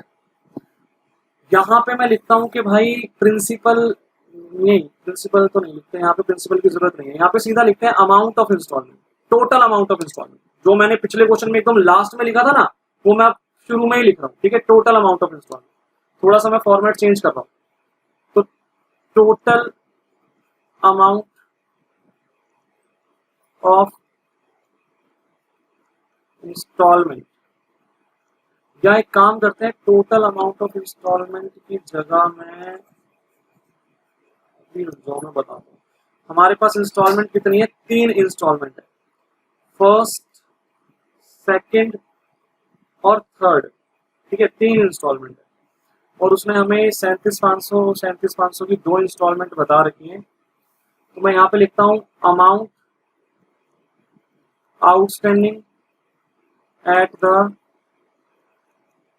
Time of each instalment. ठीक है, हर इंस्टॉलमेंट के टाइम पे जो अमाउंट बताया था वो कितना है। मतलब मैंने लास्ट क्वेश्चन में इसको थोड़ा अलग लैंग्वेज में लिखा हुआ है, तो कंफ्यूज मत हो जाना। ये जो amount outstanding at the time of each instalment है, इसका क्या मतलब है देखो, मैं आपको लास्ट क्वेश्चन में लेके मैं बताता हूँ। लास्ट क्वेश्चन में ले जाता हूँ एक बार मैं आपको, और वहां पे मैं आपको बताता हूँ कि amount outstanding at the time of each instalment का मतलब क्या है। तो देखो भाई, amount outstanding at the time of each instalment का मतलब यही है। ठीक है, ये जो मैंने यहाँ पे लिखा है ना, यही मतलब है इसका। ठीक है, जो मैंने यहाँ पे लिखा था principal amount due at the time of each instalment, वही सेम मीनिंग है amount outstanding at the time of each instalment का। ठीक है, तो मैंने थोड़ा शब्द चेंज कर दिया, मेरे मन में आ गया तो मैंने कर दिया। ठीक है, तो उसमें कोई कंफ्यूजन वाली बात नहीं है, मतलब सेम वैसे ही फॉर्मेट अभी तक बनाया मैंने जैसे वहां पे बनाया था। ठीक है, कुछ मैंने चेंज नहीं किया। उसके बाद मैं यहाँ पे अब लिखूंगा ब्याज का अमाउंट। ठीक है, इंटरेस्ट, मतलब सेम मैं बना रहा हूँ। ठीक है, सेम बना रहा हूँ, जैसे मैंने लास्ट क्वेश्चन में बनाया था सेम वैसे ही बना रहा हूँ। फिर मैं लिखूंगा प्रिंसिपल प्रिंसिपल अमाउंट। ठीक है, सेम टू सेम वैसे जैसे लास्ट क्वेश्चन में मैंने बनाया था। और फिर मैं लिखूंगा total amount of instalment, total amount of instalment. अब देखना ध्यान से, पहली इंस्टॉलमेंट का टोटल अमाउंट इस क्वेश्चन में हमें सीधा गिवन है 37,500। दूसरी इंस्टॉलमेंट का भी सीधा गिवन है 37,500। ध्यान देना इस बात पे। टोटल पैसा मुझे कितना देना था जेड को? 1 लाख रुपया देना था, 1 लाख रुपया देना था। और पहली 2 इंस्टॉलमेंट का अमाउंट उसने दे रखा है इंक्लूडिंग इंटरेस्ट। इसमें ब्याज जुड़ा हुआ है, इसमें ब्याज जुड़ा हुआ है। तो अब मुझे ब्याज का पोर्शन अलग करना पड़ेगा, प्रिंसिपल पोर्शन अलग करना पड़ेगा। ठीक है, ब्याज का पोर्शन अलग करना पड़ेगा, प्रिंसिपल पोर्शन अलग करना पड़ेगा। कैसे करूंगा मैं ये काम? तो भाई बहुत इजी है, मुझे सिर्फ इतना बताओ कि पहली इंस्टॉलमेंट के टाइम पे कितना अमाउंट आउटस्टैंडिंग था, जेड को कितने पैसे देने थे? 1 लाख पूरा देना था। इधर देखो ध्यान से, 1 लाख पूरा देना था। तो जो ब्याज लगेगा पहली इंस्टॉलमेंट के टाइम पे वो 1 लाख पे ही लगेगा। 10% का ब्याज यहाँ पे बताया गया है, तो 10,000 का ब्याज लगेगा। इसका मतलब इस 37,500 में से 10,000 का ब्याज अगर मैं हटा दूं तो प्रिंसिपल अमाउंट कितना है? 27,500 पहली इंस्टॉलमेंट में मैंने पे किया, 27,500। अब ये बात समझ में आ रही होगी आपको। इसका मतलब 1 लाख में से टोटल पैसा 1 लाख देना था मुझे, उसमें से 27,500 पहली इंस्टॉलमेंट में ही पे कर दिया। तो अगली इंस्टॉलमेंट के टाइम पे 72,500 मेरा आउटस्टैंडिंग है। ध्यान देना, फोकस करना है इस पे। 72,500 मेरा आउटस्टैंडिंग है, तो मतलब यहाँ पे जो ब्याज लगेगा वो 72,500 पे लगेगा 10%। इसका मतलब यहाँ पे 7250 का ब्याज है। टोटल मैंने कितना पैसा पे किया है भाई सेकंड इंस्टॉलमेंट में? 37,500। तो 37,500 में से ब्याज अगर मैं हटा दूं 7250, तो बाकी मेरा क्या है? प्रिंसिपल पोर्शन मैंने इतना पे किया, प्रिंसिपल पोर्शन मैंने इतना पे किया। अब तीसरी इंस्टॉलमेंट के टाइम पे कितना अमाउंट आउटस्टैंडिंग होगा? तो ध्यान देना भाई, 1 लाख टोटल देना था मुझे, 1 लाख टोटल देना था। उसमें से 37,500 और 27,500 सॉरी मैं दे चुका हूं, तो मैंने माइनस कर दिया। उसमें से 30,250 भी मैं दे चुका हूं, तो 30,250 भी मैंने माइनस कर दिया। तो तीसरी इंस्टॉलमेंट के टाइम पे 42,250 रुपए बकाया रह गए। तो ये वाली बात अगर समझ में आई है तो मुझे लग रहा है सब कुछ समझ में आ जाएगा। मैं दोबारा भी समझा दूंगा अभी एक बार। अब यहाँ पे ब्याज कितने पे लगेगा? 42,250 रुपए आउटस्टैंडिंग थे, तो उस पर 10% का ब्याज लगेगा 4,225। ठीक है, इतना ब्याज लगेगा। तो इसका मतलब यहाँ पे अगर देखा जाए तो प्रिंसिपल पोर्शन, यहाँ पे मुझे देखो टोटल अमाउंट तो पता ही नहीं है ना इंस्टॉलमेंट का, तो टोटल अमाउंट ऑफ इंस्टॉलमेंट कैसे आएगा भाई? ये जो अमाउंट था इस पे इतना ब्याज लगा, टोटल मुझे कितने रुपए देने थे, टोटल मुझे प्रिंसिपल अमाउंट कितना देना था, 1 लाख। इधर देखो ध्यान से, टोटल प्रिंसिपल अमाउंट कितना देना था, 1 लाख रुपए देना था। 1 लाख में से इतना दे चुका हूं, तो बाकी अभी यहाँ पे कितना आना चाहिए, यहाँ पे कितना आना चाहिए बाकी, तो 42250 आना चाहिए। ठीक है, यही वाला अमाउंट आना चाहिए था मतलब यहाँ पे। ठीक है, देखा जाए तो इसका मतलब भाई 1 लाख में से इतना पैसा तो ऑलरेडी दे चुका हूं, तो बाकी कितना बचा तीसरी इंस्टॉलमेंट में, इतना प्रिंसिपल पोर्शन देना था और इतना ब्याज भी देना है मुझे। तो टोटल जो मेरा अमाउंट बनेगा 42250 प्लस 4225, तो ये बनेगा 46475। ठीक है, इतना मेरा इंस्टॉलमेंट का अमाउंट बनेगा, थर्ड इंस्टॉलमेंट। ठीक है, अब मैं क्वेश्चन दोबारा पढ़ूंगा और फिर ये जो मैंने कैलकुलेशन किया ना इसको मैं दोबारा से समझूंगा। ठीक है, तो भाई ये सीन है, यहाँ पे थोड़ा इस तरीके से क्वेश्चंस दिए जाते हैं। तो दोबारा देखो, वो बोल रहा है Z is to be paid in 2 equal instalment of 37,500 each including ब्याज। अब वो बोल रहा है 37,500 में ब्याज जुड़ा हुआ है, तो इट मींस ये वाले अमाउंट्स दिए गए हैं हमको। ठीक है, 37,500 में ब्याज जुड़ा हुआ है, तो सीधा उसने टोटल अमाउंट ऑफ इंस्टॉलमेंट, सीधा लास्ट वाले कॉलम का अमाउंट उसने हमें उठा के दे दिया क्वेश्चन के अंदर। इसमें ब्याज भी जुड़ा हुआ है। ठीक है, फिर उसने बोला कि इसमें इंक्लूड है 10% का ब्याज on the amount outstanding on the balance of the each year. ठीक है, मतलब हर साल जितना अमाउंट बकाया होता है उस पर ब्याज लगता है, वो तो कोई नई बात है नहीं। फिर उसने बोला था balance including interest in the third year. वो कह रहा जो बैलेंस बच गया ना, इंटरेस्ट और बैलेंस जो बच गया वो हमने तीसरे साल में पे किया। तो बैलेंस और इंटरेस्ट कितना बच गया, इतना बैलेंस बचा, इतना ब्याज बचा, वो हमने तीसरे साल में पे किया। तो इस तरीके से उसने यहाँ पे हमें जो है इन्फॉर्मेशन दी थी। अब भाई इतनी कैलकुलेशन आपको समझ में आ गई होगी। ठीक है, और अब क्या करना है हमको, मैं एक बार दोबारा समझाता हूँ आपको। पहली इंस्टॉलमेंट का अमाउंट उसने बोला कि 37,500 था, दूसरी का भी 37,500 था, इन दोनों में ब्याज जुड़ा हुआ था, इसलिए मैंने इसको टोटल अमाउंट ऑफ इंस्टॉलमेंट वाले कॉलम में लिख दिया। अगली बात, अब मुझे क्या करना था, अब मुझे प्रिंसिपल पोर्शन ढूंढना था, ये वाला 27,500 30,250। ये मैंने कैसे ढूंढा, तो भाई ये मैंने कैसे ढूंढा, मैंने क्या किया, मैंने ये सोचा कि पहली इंस्टॉलमेंट के टाइम पे अमाउंट बकाया कितना था, 1 लाख। तो 1 लाख पे 10% का ब्याज कितना लगा होगा, 10,000। तो मैंने तो टोटल 37,500 की पहली इंस्टॉलमेंट पे किया, तो उसमें से अगर मैं 10,000 का ब्याज हटा दूं तो प्रिंसिपल पोर्शन कितना था, 27,500। तो इसका मतलब अगली इंस्टॉलमेंट के टाइम पे कितना अमाउंट बकाया रह जाएगा। पहली इंस्टॉलमेंट में मैं 27,500 पे कर चुका हूँ प्रिंसिपल के, टोटल 1 लाख रुपए का मुझे जो है प्रिंसिपल पोर्शन देना था। तो 1 लाख में से 27,500 अगर मैं हटा दूंगा तो 72,500 रुपए का मेरा जो है नेक्स्ट इंस्टॉलमेंट के टाइम पे अमाउंट आउटस्टैंडिंग आएगा, जिसपे अगर मैं 10% ब्याज लगाऊंगा तो 7250 आएगा।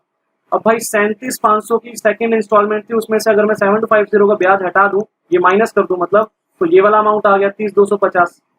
अब 30,250 मैं पे कर चुका हूँ। ठीक है, और 27,500 भी मैं पे कर चुका हूँ। तो 1 लाख में से 27,500 भी हटा दिया, 30,250 भी हटा दिया, तो थर्ड इंस्टॉलमेंट के टाइम पे 42,250 रुपए मुझे पे करने थे, और इस पे 10% का ब्याज लगेगा। तो टोटल अमाउंट कितना हो जाएगा, 46,475।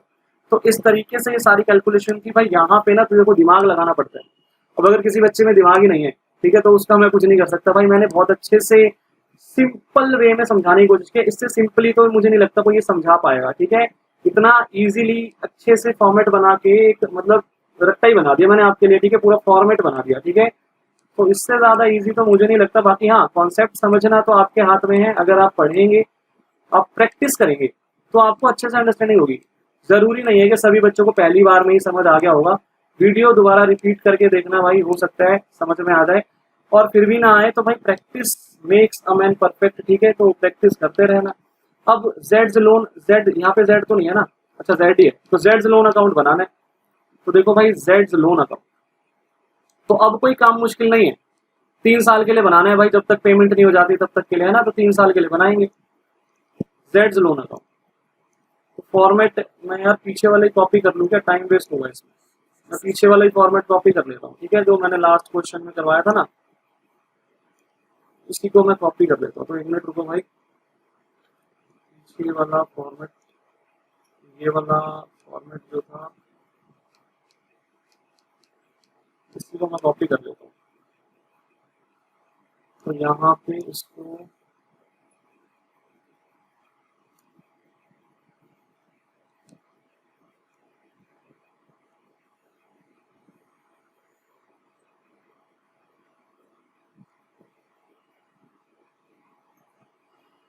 तो ये हमने जो है सिलेक्ट कर लिया, कॉपी कर लिया। ठीक है, वहाँ पे जाके पेस्ट कर देते हैं, हो गया अपना काम थोड़ा सा।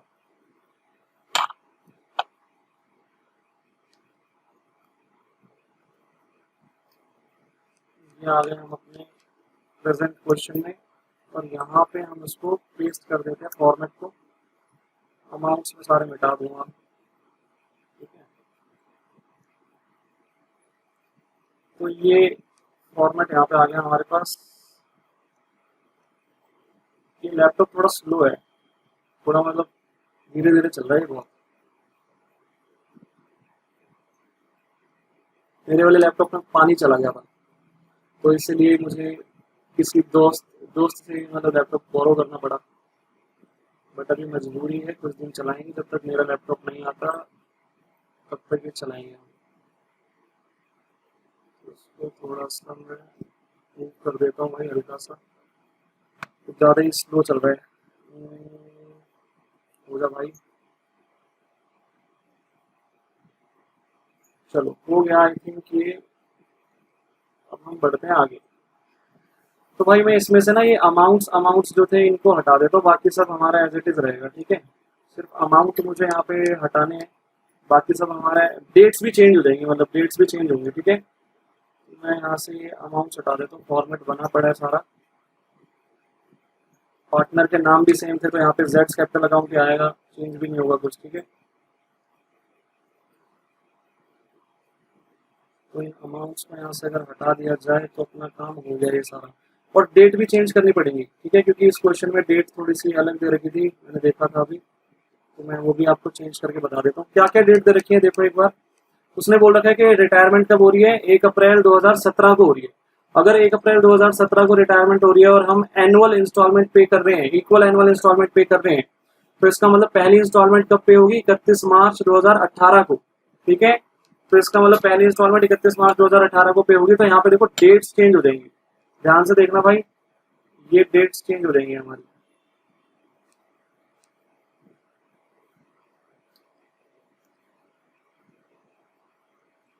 तो यहाँ से मैं ये हटा देता हूँ सब,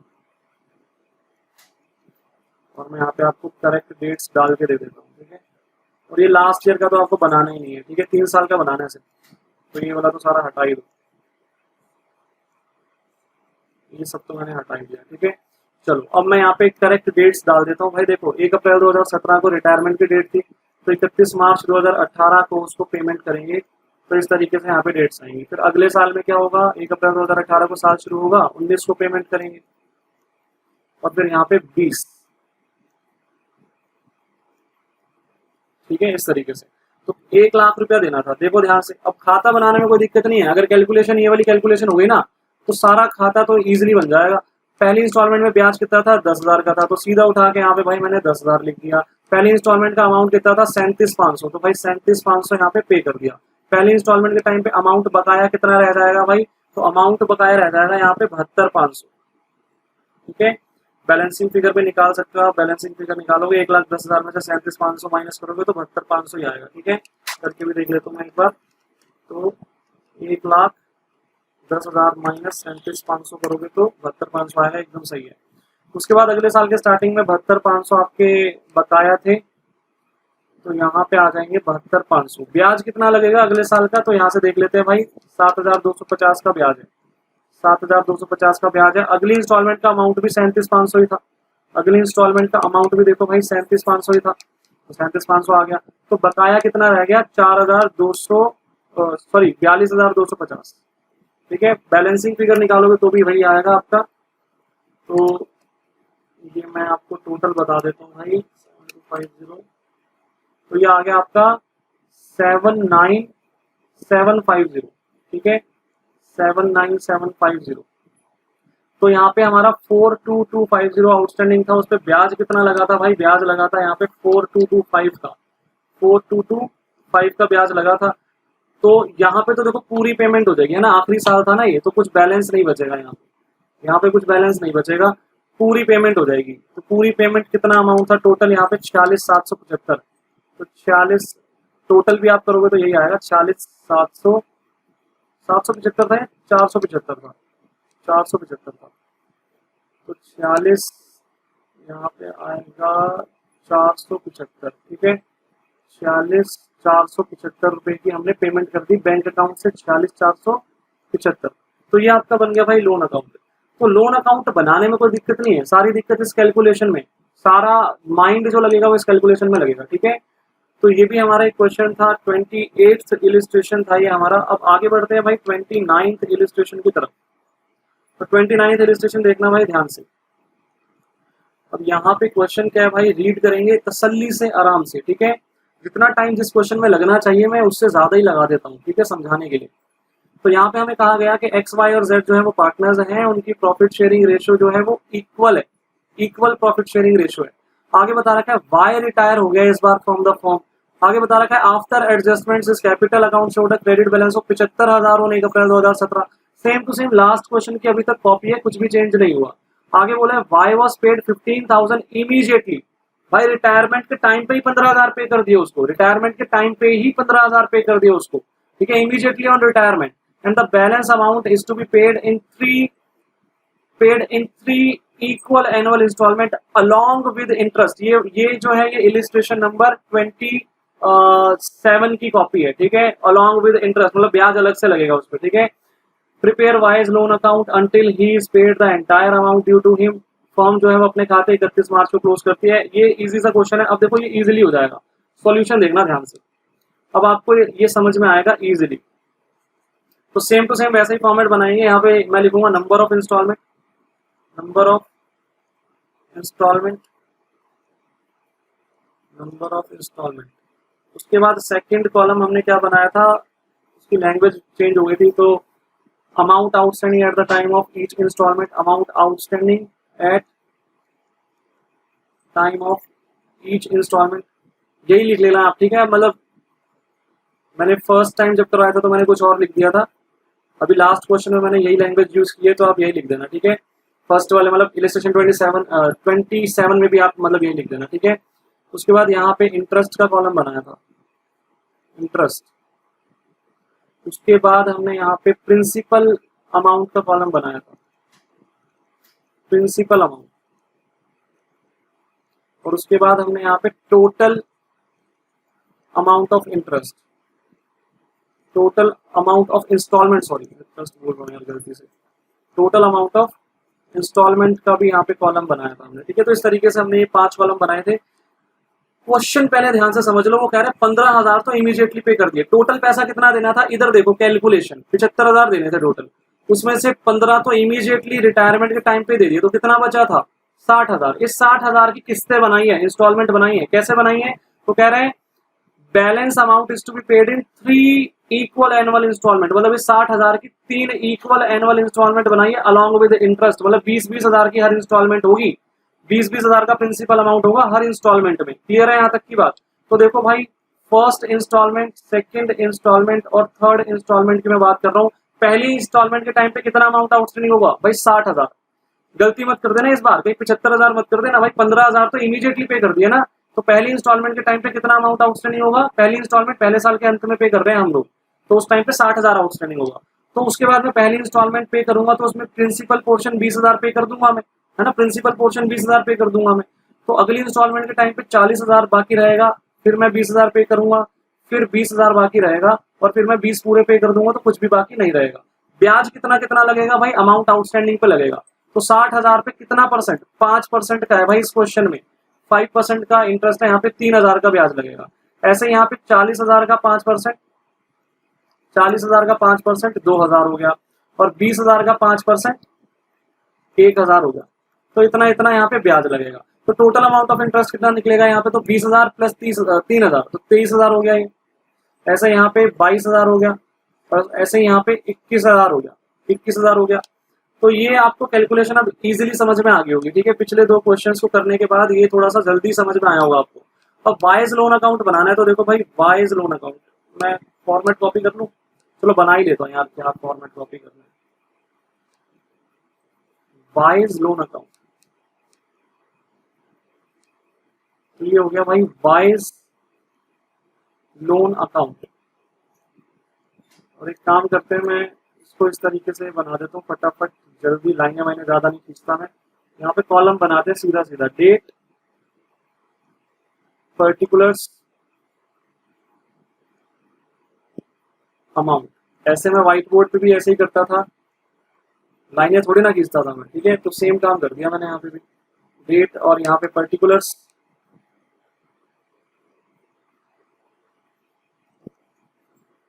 और फिर अमाउंट, ठीक है। तो देखो भाई ध्यान से, सबसे पहले यहाँ पे पहली एंट्री आएगी 1 अप्रैल 2000, कौन सी तारीख थी, जिस तारीख को वो रिटायर हुआ था, 2017। 1 अप्रैल 2017 को कितना अमाउंट आउटस्टैंडिंग था यहाँ पे, बाय वाइज कैपिटल अकाउंट के नाम से एंट्री होगी, पूरा 75,000 आउटस्टैंडिंग था, ठीक है। ये आपको समझ में आया होगा कि मैंने एक क्रॉस ट्रांसफर किया है कैपिटल अकाउंट से, 75,000 आउटस्टैंडिंग था। अब सेम डेट पे हमने उसको पेमेंट भी तो कर दी ना, तो 1 अप्रैल 2017 को to bank account, wise loan account debit to bank account, ठीक है। ये जर्नल एंट्री आपको समझ में आ रही है, wise loan account debit, liability reduce हो गई और टू बैंक अकाउंट पैसा चला गया। तो कितना पैसा हमने इमीडिएटली पे कर दिया था, 15,000 पे कर दिया था। अब हम अपने नॉर्मल वाले तरीके पे आ जाते हैं, जैसे हम लोन अकाउंट बनाते हैं। तो भाई साल अंत होगा, ब्याज लगेगा, बाय इंटरेस्ट अकाउंट, ब्याज लग गया, बाय इंटरेस्ट अकाउंट।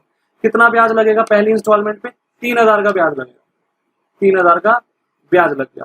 पहली इंस्टॉलमेंट पे करेंगे 31 मार्च 2018 को टू बैंक अकाउंट, इंस्टॉलमेंट पे करने की एंट्री हो गई। पहली इंस्टॉलमेंट का अमाउंट क्या था, 23,000 था, तो 23,000 पे कर दिया। तो कितना बैलेंस बचना चाहिए, बैलेंस सीडी कितना बचना चाहिए, तो भाई यहीं से पता चल जाएगा, 40,000 बचना चाहिए। आप निकाल के भी देख लो, 78,000 यहाँ का टोटल आ रहा है, उसमें से अगर आप 38,000 माइनस करोगे ये वाला पूरा, तो आपके पास कितना बचेगा, 40,000 ही बचेगा। तो ये आपका टू बैलेंस सीडी आ गया, पहला साल खत्म, टू बैलेंस सीडी आ गया 31 मार्च 2018 को।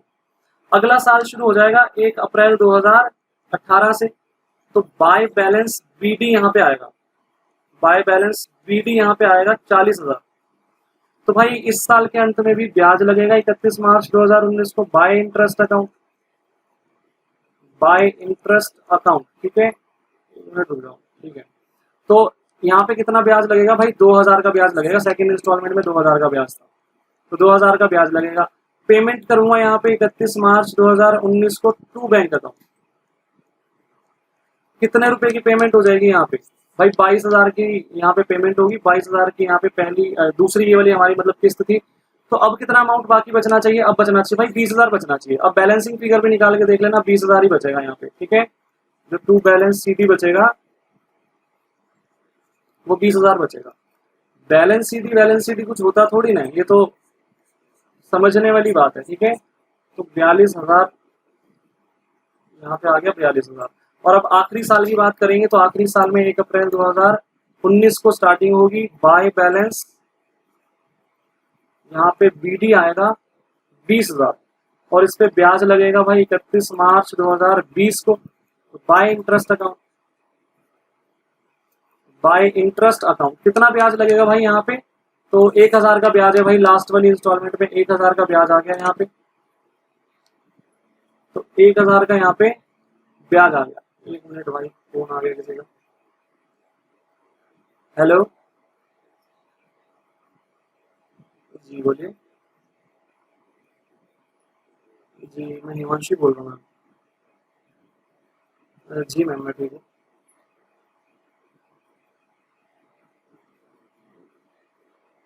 मैम एक्चुअली अभी तो मैं घर में ही हूँ, मैं बाहर निकल नहीं पा रहा हूँ, अभी थोड़ा वीकनेस भी है मुझे। मैं अभी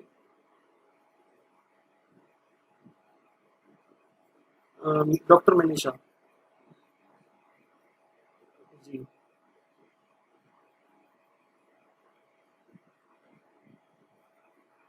मेरे को इस वीक में ही बोला था, सैटरडे को बोला था। जी जी मैम, थैंक यू। वही हॉस्पिटल से कॉल था ठीक है, हॉस्पिटल में एडमिट हुआ था ना मैं, वहाँ से कॉल था ही। तो भाई देखो अभी ये ब्याज लग गया यहाँ पे, तो अब हम पेमेंट कर देंगे 31 मार्च 2020 को यहाँ पे टू बैंक अकाउंट। तो हॉस्पिटल वालों को पैसे चाहिए बस, तो ये हो गया हमारा। तो भाई कुछ भी बाकी नहीं बचना चाहिए, बैलेंस शीट थोड़ी ना बचेगा, अब सारी पेमेंट हो चुकी है, तो भाई दोनों साइड का टोटल इक्वल मैच करेगा, ठीक है। तो ये हमारा वाइज लोन अकाउंट बन गया यहाँ पे, ठीक है। तो ये हमारा इलिस्ट्रेशन 29 था। मतलब अगर आपको ये कैलकुलेशन समझ में आती है तो क्वेश्चन करने में टाइम नहीं लगता बिल्कुल, ठीक है, फिर इजी हो जाता है। अब भाई नेक्स्ट क्वेश्चन देख लो। नेक्स्ट क्वेश्चन मैं आपको दिखाता हूँ जो आज की क्लास का हमारा आखिरी क्वेश्चन होगा। 30th इलिस्ट्रेशन जो है, ठीक है, ये वाला इलिस्ट्रेशन, ठीक है, ये भी हालांकि इजी है, बट यहाँ पे मैं आपको थोड़ा सा मैं ही करके दिखाऊंगा आपको, नहीं तो अदरवाइज बच्चे बोलेंगे भैया समझ नहीं आया था। ठीक है, हालांकि समझने वाला कुछ है नहीं, बट फिर भी बच्चे तो यही बोलेंगे कि समझ नहीं आया था, तो मैं करवा देता हूँ। ठीक है, तो देखो ध्यान से, यहाँ पे क्या लिखा है, Banwari, Girdhari, Murari are partners in a firm sharing profit and losses in the ratio of 4-5-6। ठीक है, तो इनकी 4-5-6 जो है वो इनकी प्रॉफिट शेयरिंग रेशियो है। बुक खोल के रखना भाई, साथ साथ देखते रहना। ठीक है, अब वीडियो पता क्या होता है, देखो ऐसे लंबी वीडियो चलती है एकदम, तो बोरियत से भी हो जाती होगी, ऐसा भी लगता होगा कि यार बस मतलब फोन की स्क्रीन पे देख रहे हैं हम लोग, तो थोड़ा सा बोरियत हो जाती होगी। तो थोड़ा थोड़ा बीच में पॉज लिया करो, 2-2 5-5 मिनट का ब्रेक लेके पानी वानी पियो, एकदम थोड़ा सा टहलो घर के अंदर ही, मतलब ऐसा नहीं कि बाहर चले जाओ। ठीक है, और फिर आके बैठ जाओ, और वो 2-5 मिनट का ही ब्रेक होना चाहिए, ऐसा नहीं है कि भाई तुम लंबा लंबा ब्रेक चल रहा है।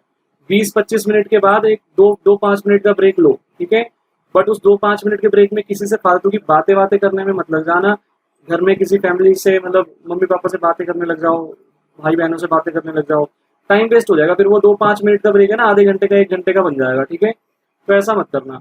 2-5 मिनट का ब्रेक लो, शांति से अपने दिमाग को शांत करने के लिए पानी वानी पियो, थोड़ा ठंडा, एकदम ठंडा नमक पीना, या ठंडे से तो तबीयत खराब हो जाएगी। ठीक है, मतलब ताज़ा पानी पियो बढ़िया तरीके से, थोड़ा सा टहलो। ठीक है, माइंड थोड़ा सा 2-5 मिनट के लिए फ्रेश करके फिर आगे बैठ जाओ, क्योंकि लंबी वीडियो चलती है तो थोड़ा सा बोरियत हो ही जाती है। ठीक है, मतलब आप क्या करोगे, एक एक क्वेश्चन को करके देखो। एक क्वेश्चन देखा, ब्रेक ले लिया 2-5 मिनट का, फिर एक क्वेश्चन देखा, फिर 2-5 मिनट का ब्रेक ले लिया, ऐसे ऐसे सही रहेगा। ठीक है, तो देखो भाई, बनवारी, गिरधारी और मुरारी पार्टनर्स हैं, इनकी प्रॉफिट शेयरिंग रेशियो 4-5-6 है। यहाँ पे आगे बोला गया है कि भाई 31 मार्च 2014 को गिरधारी रिटायर हो गया। ठीक है, on 31 March 2014 Girdhari retired. On that date the capital of Banwari, Girdhari, Murari before the necessary adjustments. अब तक का सबसे पहला क्वेश्चन है ये, आज जो मैंने कराए हैं, जहां पे ये शब्द यूज हुआ है कि बिफोर नेसेसरी एडजस्टमेंट्स। अभी तक जो 3 क्वेश्चन मैंने कराए हैं वहां पे क्या था, आफ्टर एडजस्टमेंट। आफ्टर एडजस्टमेंट दे रखी थी कैपिटल, अब वो कह रहे हैं भाई बिफोर एडजस्टमेंट जो उनकी कैपिटल है वो इतनी इतनी है, 2 लाख, 1 लाख और 50,000 रिस्पेक्टिवली।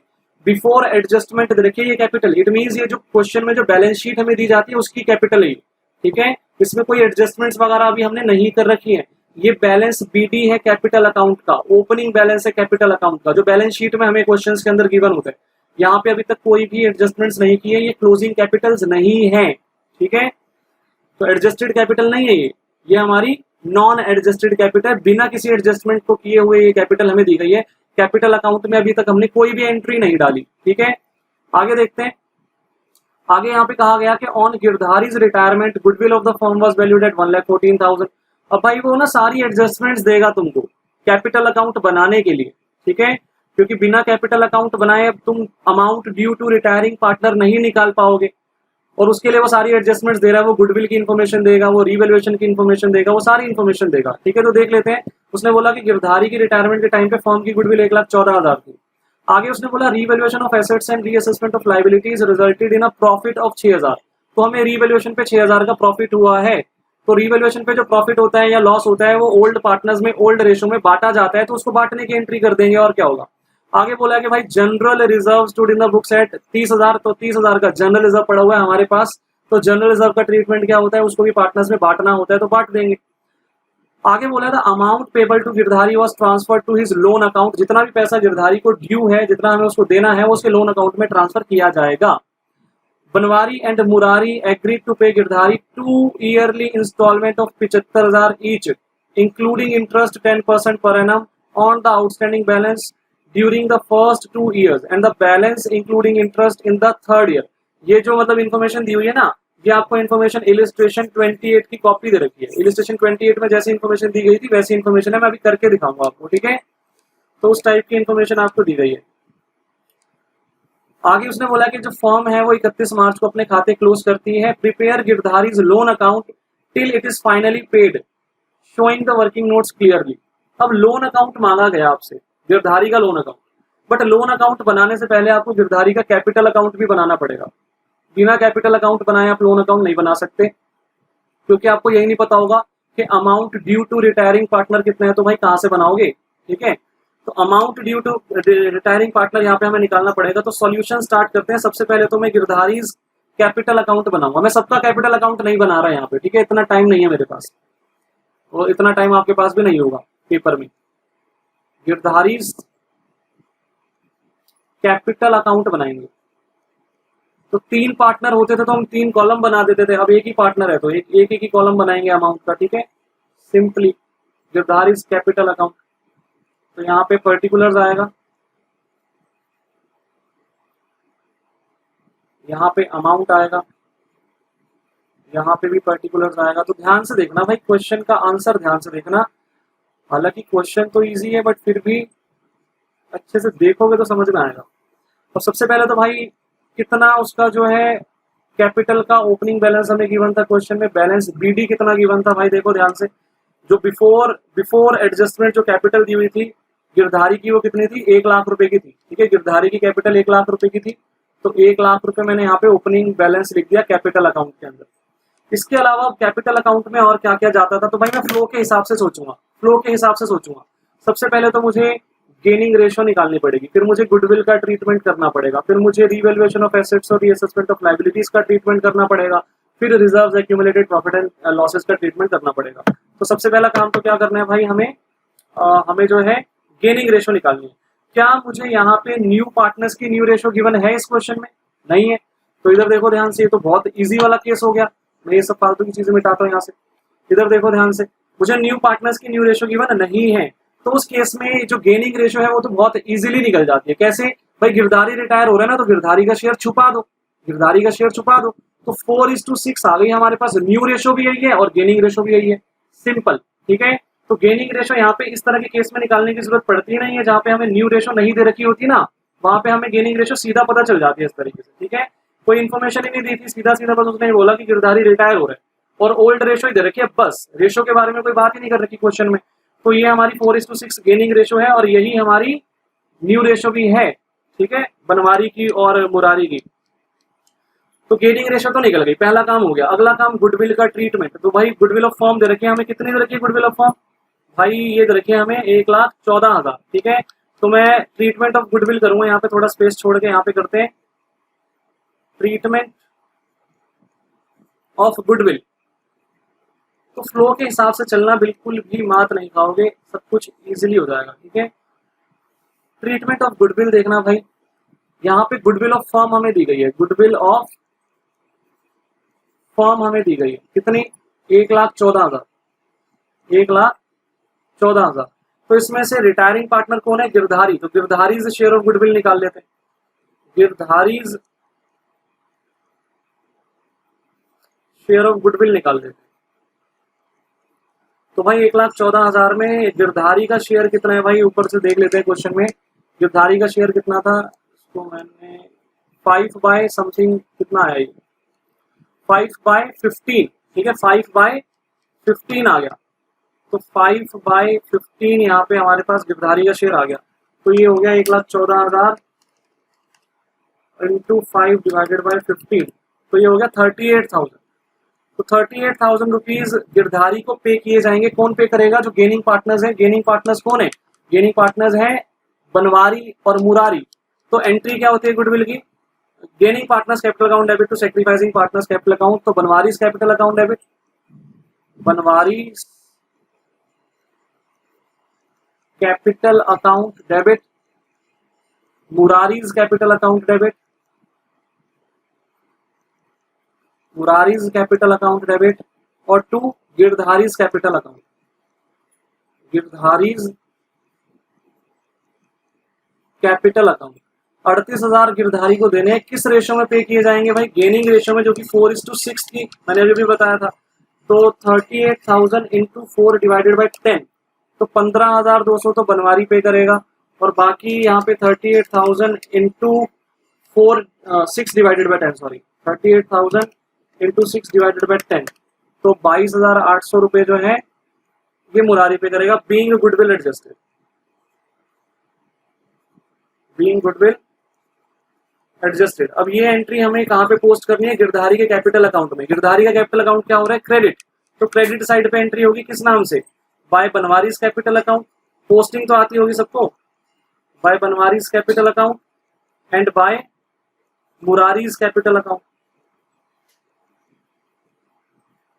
ठीक है, तो कितना कितना अमाउंट है भाई, 15,200 और 22,800। तो यहाँ पे लिखते हैं 15,200 और यहाँ पे लिखते हैं 22,800। तो ये हमने क्या किया, ये हमने जो है गुडविल का ट्रीटमेंट कर दिया, गेनिंग रेशियो का हो गया ट्रीटमेंट, गुडविल का ट्रीटमेंट हो गया। अब क्या करना है, रीवैल्यूएशन ऑफ एसेट्स और रीअसेसमेंट ऑफ लायबिलिटीज का ट्रीटमेंट करना है। तो इस क्वेश्चन में हमें रीवैल्यूएशन पे जो हमें प्रॉफिट हुआ है वो सीधा सीधा दे रखा है 6,000।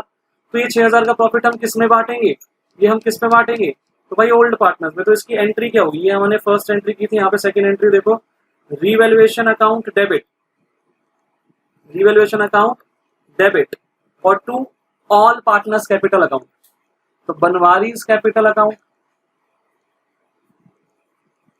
मुरारीज कैपिटल अकाउंट, मुरारी नहीं गिरधारी कर देते ना, बीच में था ना गिरधारी का नाम, टू गिरधारीज कैपिटल अकाउंट और टू मुरारीज कैपिटल अकाउंट।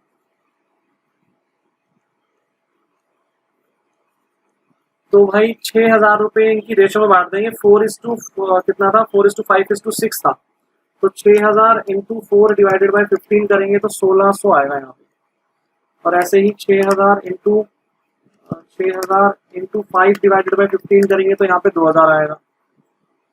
और बाकी 6,000 इंटू 6 डिवाइडेड बाई 15 करेंगे तो ये 2,400 आएगा। ठीक है, इस तरीके से ये बट गया, इनमें 6,000 रुपए बट गए। तो मुझे तो गिरधारी के अकाउंट में एंट्री करनी है, गिरधारी का कैपिटल अकाउंट क्रेडिट हो रहा है तो क्रेडिट साइड पे एंट्री होगी, बाय रीवैल्यूएशन अकाउंट 2,000 रुपए का अमाउंट आएगा। ठीक है, तो बाय रीवैल्यूएशन अकाउंट 2,000 रुपए का यहाँ पे अमाउंट आ गया। ठीक है, अगला काम क्या करना होता है, reserve accumulated profit and losses का ट्रीटमेंट। क्वेश्चन में एक ही रिजर्व गिवन है, जनरल रिजर्व 30,000, तो पार्टनर्स में बांट देंगे। रिजर्व क्रेडिट नेचर का होता है, पार्टनर्स में बांटेंगे तो डेबिट हो जाएगा। तो general reserve account debit, general reserve account debit to Banwari's capital account, to Girdhari's capital account, Girdhari's capital account और to Murari's capital account, Murari's capital account. तो इस 30,000 को मैं बांट दूंगा, 30,000 को 4, 5, 6 की रेशो में, तो इंटू 4 डिवाइडेड बाई 15 करेंगे तो ये 8,000 आ जाएगा। अगर ये 4 है तो 6 कितना होगा, 12,000 आएगा यहाँ पे। सॉरी 12,000 नहीं आएगा, ये गलत कर दिया।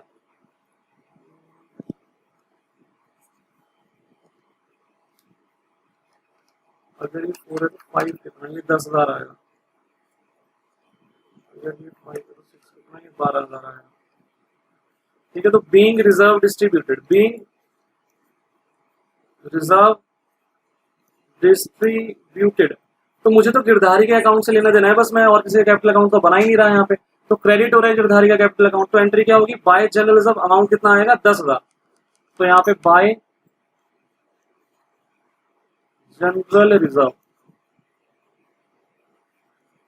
अकाउंट ये आ गया 10,000। ठीक है, क्या मैं सारी की सारी चीजें पोस्ट कर चुका हूँ, मैं फ्लो के हिसाब से सब कुछ सोचूंगा। सबसे पहले गेनिंग रेशो निकाली मैंने गुडविल का ट्रीटमेंट किया मैंने, उसके बाद जो रीवैल्यूएशन ऑफ एसेट्स और रीअसेसमेंट ऑफ लायबिलिटीज का ट्रीटमेंट किया, उसके बाद मैंने reserve accumulated profit and losses का ट्रीटमेंट कर दिया। तो सब कुछ हो गया, तो बस बन गया कैपिटल अकाउंट।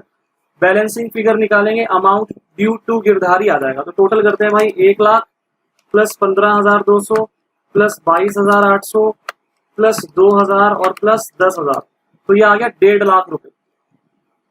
1.5 लाख रुपए आ गए। तो ये 1.5 लाख रुपए मुझे गिरधारी को देने हैं, तो उसके लोन अकाउंट में ट्रांसफर कर दिए जाएंगे। तो टू गिरधारीज लोन अकाउंट, क्वेश्चन में कहा गया था ना कि पूरा पैसा उसके लोन अकाउंट में ट्रांसफर कर दिया जाएगा। देखो, amount due to Girdhari was transfer to his loan account. ठीक है, और बाद में फिर और भी बातें बोली है कि भाई उसको जो पेमेंट कैसे की जाएगी वो बता रखा है, तो वो हम देखते हैं भाई। अब उसके लिए हमें नोट बनाना पड़ेगा अपना, वही वाला जो हमने लास्ट क्वेश्चंस में बनाया था। तो अब हम लोन अकाउंट के नोट पे आ गए, तो मैं वही फॉर्मेट बना देता हूँ पहले पूरा का पूरा। यहाँ पे नंबर ऑफ इंस्टॉलमेंट, शॉर्ट में लिख दिया हमने नंबर ऑफ इंस्टॉलमेंट। उसके बाद amount due at the time of each instalment, amount due at time of each instalment, उसके बाद यहाँ पे मैं इंटरेस्ट लिख दूंगा, उसके बाद मैं प्रिंसिपल अमाउंट लिख दूंगा,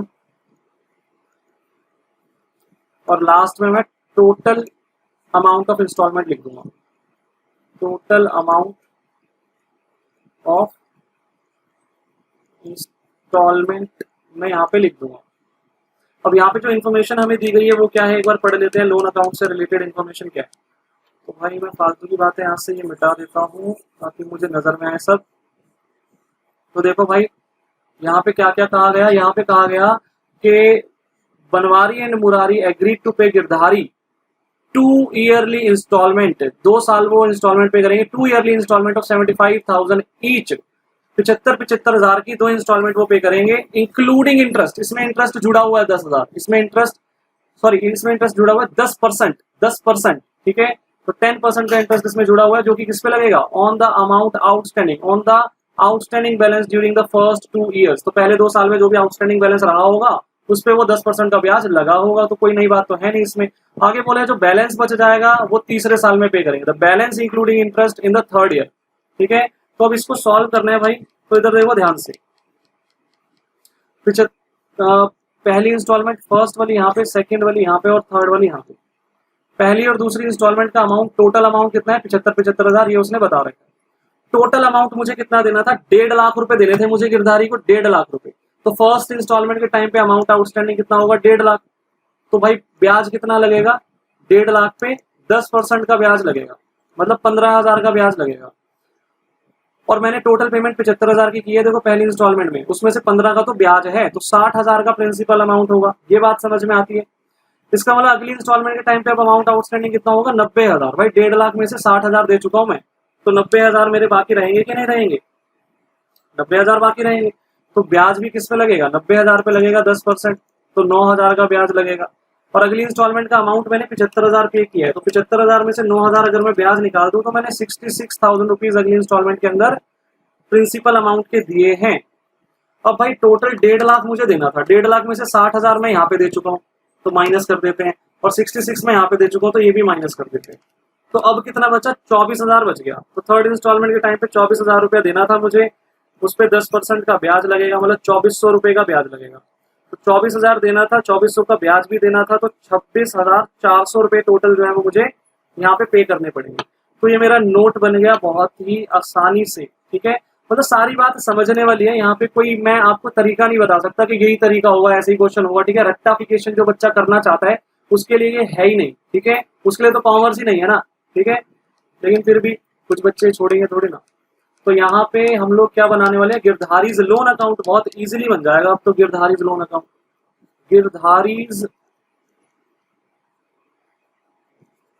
लोन अकाउंट, देखो भाई पढ़ना स्टार्ट कर दो, ठीक है, पढ़ाई शुरू कर दो, पढ़ाई कर दो शुरू। तो ये भाई यहाँ पे बन गया, और यहाँ पे मैं कॉलम्स बना देता हूँ, डेट, पर्टिकुलर्स, अमाउंट, और फिर से हम बनाएंगे यहाँ पे डेट, पर्टिकुलर्स और अमाउंट, डेट, पर्टिकुलर्स और अमाउंट। तो भाई सबसे पहले तो यहाँ पे जो हमारी डेट थी, डेट ऑफ रिटायरमेंट 1 अप्रैल 2017 ही थी ना। यहाँ पे देखो एक बार क्वेश्चन में, कब रिटायर हो रहा है भाई गिरधारी, नहीं यहाँ पे रिटायरमेंट हो रही थी उसकी 31 मार्च 2014 को, ठीक है, मतलब 1 अप्रैल 2014। तो 1 अप्रैल 2014 को उसको हमें ये अमाउंट देना था, ठीक है। इसको मैं चेंज कर देता हूँ, 1 अप्रैल 2014 को ये अमाउंट उसका आउटस्टैंडिंग था by Girdhari's capital account, by Girdhari's capital account 1.5 lakh रुपए। ये अमाउंट कहाँ से आया भाई, ये मैंने क्रॉस ट्रांसफर किया, यहाँ से देखो ध्यान से, ये जो मैंने यहाँ से ये जो लोन अकाउंट में पैसा ट्रांसफर किया था ये क्रॉस ट्रांसफर हो गया वहां पे, ठीक है, 1 अप्रैल 2014 को। अब भाई अब क्या होगा, अब ब्याज लगेगा पहले साल के अंत में यहाँ पे, तो पहले साल के अंत में 31 मार्च 2015 को यहाँ पे bye interest account, bye interest account कितना ब्याज लगेगा, पहली इंस्टॉलमेंट का ब्याज कितना था भाई, 15,000 था, तो ये आ गया 15,000। यहाँ पे मैं पहली इंस्टॉलमेंट की पेमेंट कर दूंगा 31 मार्च 2015 को, पहले साल के अंत में, मतलब टू बैंक अकाउंट। पहली इंस्टॉलमेंट का अमाउंट कितना था भाई, 75,000 था, तो 75,000 पे कर दिया। अमाउंट आउटस्टैंडिंग कितना बचना चाहिए, 90,000 बचना चाहिए। बैलेंसिंग फिगर निकाल लो, चाहे 90,000 ही आएगा, ठीक है। जिनको बैलेंसिंग फिगर निकालना पसंद है वो बैलेंसिंग फिगर निकाल लो भाई। 1.65 में से 75 माइनस करोगे तो 90 ही बचेगा। तो ये टू बैलेंस सीडी आ गया। पहले साल के अंत में इतना अमाउंट बकाया रह गया। अब अगले साल की बात करेंगे भाई, तो 1 अप्रैल 2015 की बात होगी। बाय बैलेंस यहाँ पे क्या आ जाएगा, बैलेंस बीटी 90,000। तो यहाँ पे भी ब्याज लगा देंगे 31 मार्च 2016 को, साल के अंत में, बाय इंटरेस्ट अकाउंट। और इस साल कितना ब्याज लगेगा तो भाई देख लो, वहां पे जाके 9,000 का ब्याज लगेगा। तो 9,000 का ब्याज लगा दिया यहाँ पे। तो पेमेंट करेंगे 31 मार्च 2016 को टू बैंक अकाउंट। और इस वाली इंस्टॉलमेंट का अमाउंट भी 75,000 ही था, देखो यहाँ पे 75,000 था, ठीक है। तो ये 75,000 मैंने यहाँ पे पे कर दिया। उसके बाद अब कितना बैलेंस बचना चाहिए, 24 बचना चाहिए। आप बैलेंसिंग फिगर निकाल लो, चाहे 24 ही बचेगा, ठीक है। तो बैलेंस सीधी जो बचेगा वो 24 ही बचेगा बैलेंसिंग फिगर निकाल के लिए, और बचना भी इतना ही चाहिए। तो ये आ गया 99,000 टोटल। यहाँ पे भी 99,000 आ गया टोटल, ठीक है। यहाँ पे डेट डाल देते हैं 31 मार्च 2016 की डेट डल गई। अगले साल की बात करते हैं, आखिरी वाला जो हमारा साल होगा, और हम इस साल जो है पूरा पेमेंट हो जाएगा। तो यहाँ पे बाय बैलेंस बीडी कितना आएगा, 24,000। ब्याज कितना था भाई, इस साल कितना ब्याज लगा था, 2400 का ब्याज लगा था। तो यहाँ पे 31 मार्च 2017 की बात होगी। Bye interest account, interest account 2400। और पूरी की पूरी पेमेंट भाई थर्ड इंस्टॉलमेंट में हो जाएगी 31 मार्च 2017 को। कुछ भी बैलेंस सीधी नहीं बचेगा, सारा का सारा पैसा बैंक के थ्रू पे हो जाएगा। 26,400, देखो यही तो अमाउंट था इस इंस्टॉलमेंट का, 26,400 तो था, ठीक है, 26,400 तो था। तो भाई दोनों साइड का टोटल मैच करना चाहिए, कोई दिक्कत वाली बात नहीं है, ठीक है। तो ये हमारा जो 30th इलस्ट्रेशन था वो भी मैंने बढ़िया तरीके से पूरा डिटेल में करवा के दिया, कोई दिक्कत यहाँ पे आपको नहीं आई होगी। अब भाई करना क्या है कि जितने भी इलस्ट्रेशंस मैंने आज करवाए हैं आपको, मैंने आपको 27 से लेके 30th तक इलस्ट्रेशंस करवाए हैं। ये सारे आपके होमवर्क हैं, आपको होमवर्क में करने हैं। प्लस मैं देख के देता हूँ अगर कुछ होमवर्क आपके लिए बनता है, देखता हूँ मैं अगर कुछ होमवर्क आपके लिए बनता है तो मैं होमवर्क भी देता हूँ आपको। यदि आपकी बुक और इस बुक में जो अनसॉल्व्ड क्वेश्चंस होंगे मैं एक बार देख लेता हूँ ज़रा, और फिर मैं होमवर्क अगर देना होगा तो मैं दूंगा, अदरवाइज देखते हैं देना कि नहीं देना। तो अभी तक हमारे कितने क्वेश्चंस होमवर्क में हो चुके हैं, 28 तक हो गए थे, है ना। चलो अभी रहने दो, ठीक है। अभी अभी होमवर्क नहीं दे रहा मैं। अभी अगली वाली क्लास में ये चैप्टर खत्म हो जाएगा ना, तो उसके बाद जो भी क्वेश्चंस बचेंगे वो सारे होमवर्क ही देने हैं मुझे, ठीक है। तो आज हम इतना ही करेंगे भाई। 30 तक जो इलस्ट्रेशन थे वो मैं करा चुका हूँ अच्छे से, मैंने टाइम लगा के पूरा जितना टाइम लगना चाहिए था उतना लगाया है। सारी चीजें से समझाने की कोशिश की है मैंने। जिन जिन बच्चों को अगर डाउट वाउट आता है कुछ तो भाई बता देना, शर्माना मत, शर्माना मत, ठीक है। तो खत्म करते हैं आज की क्लास यहीं पे। Tata bye bye.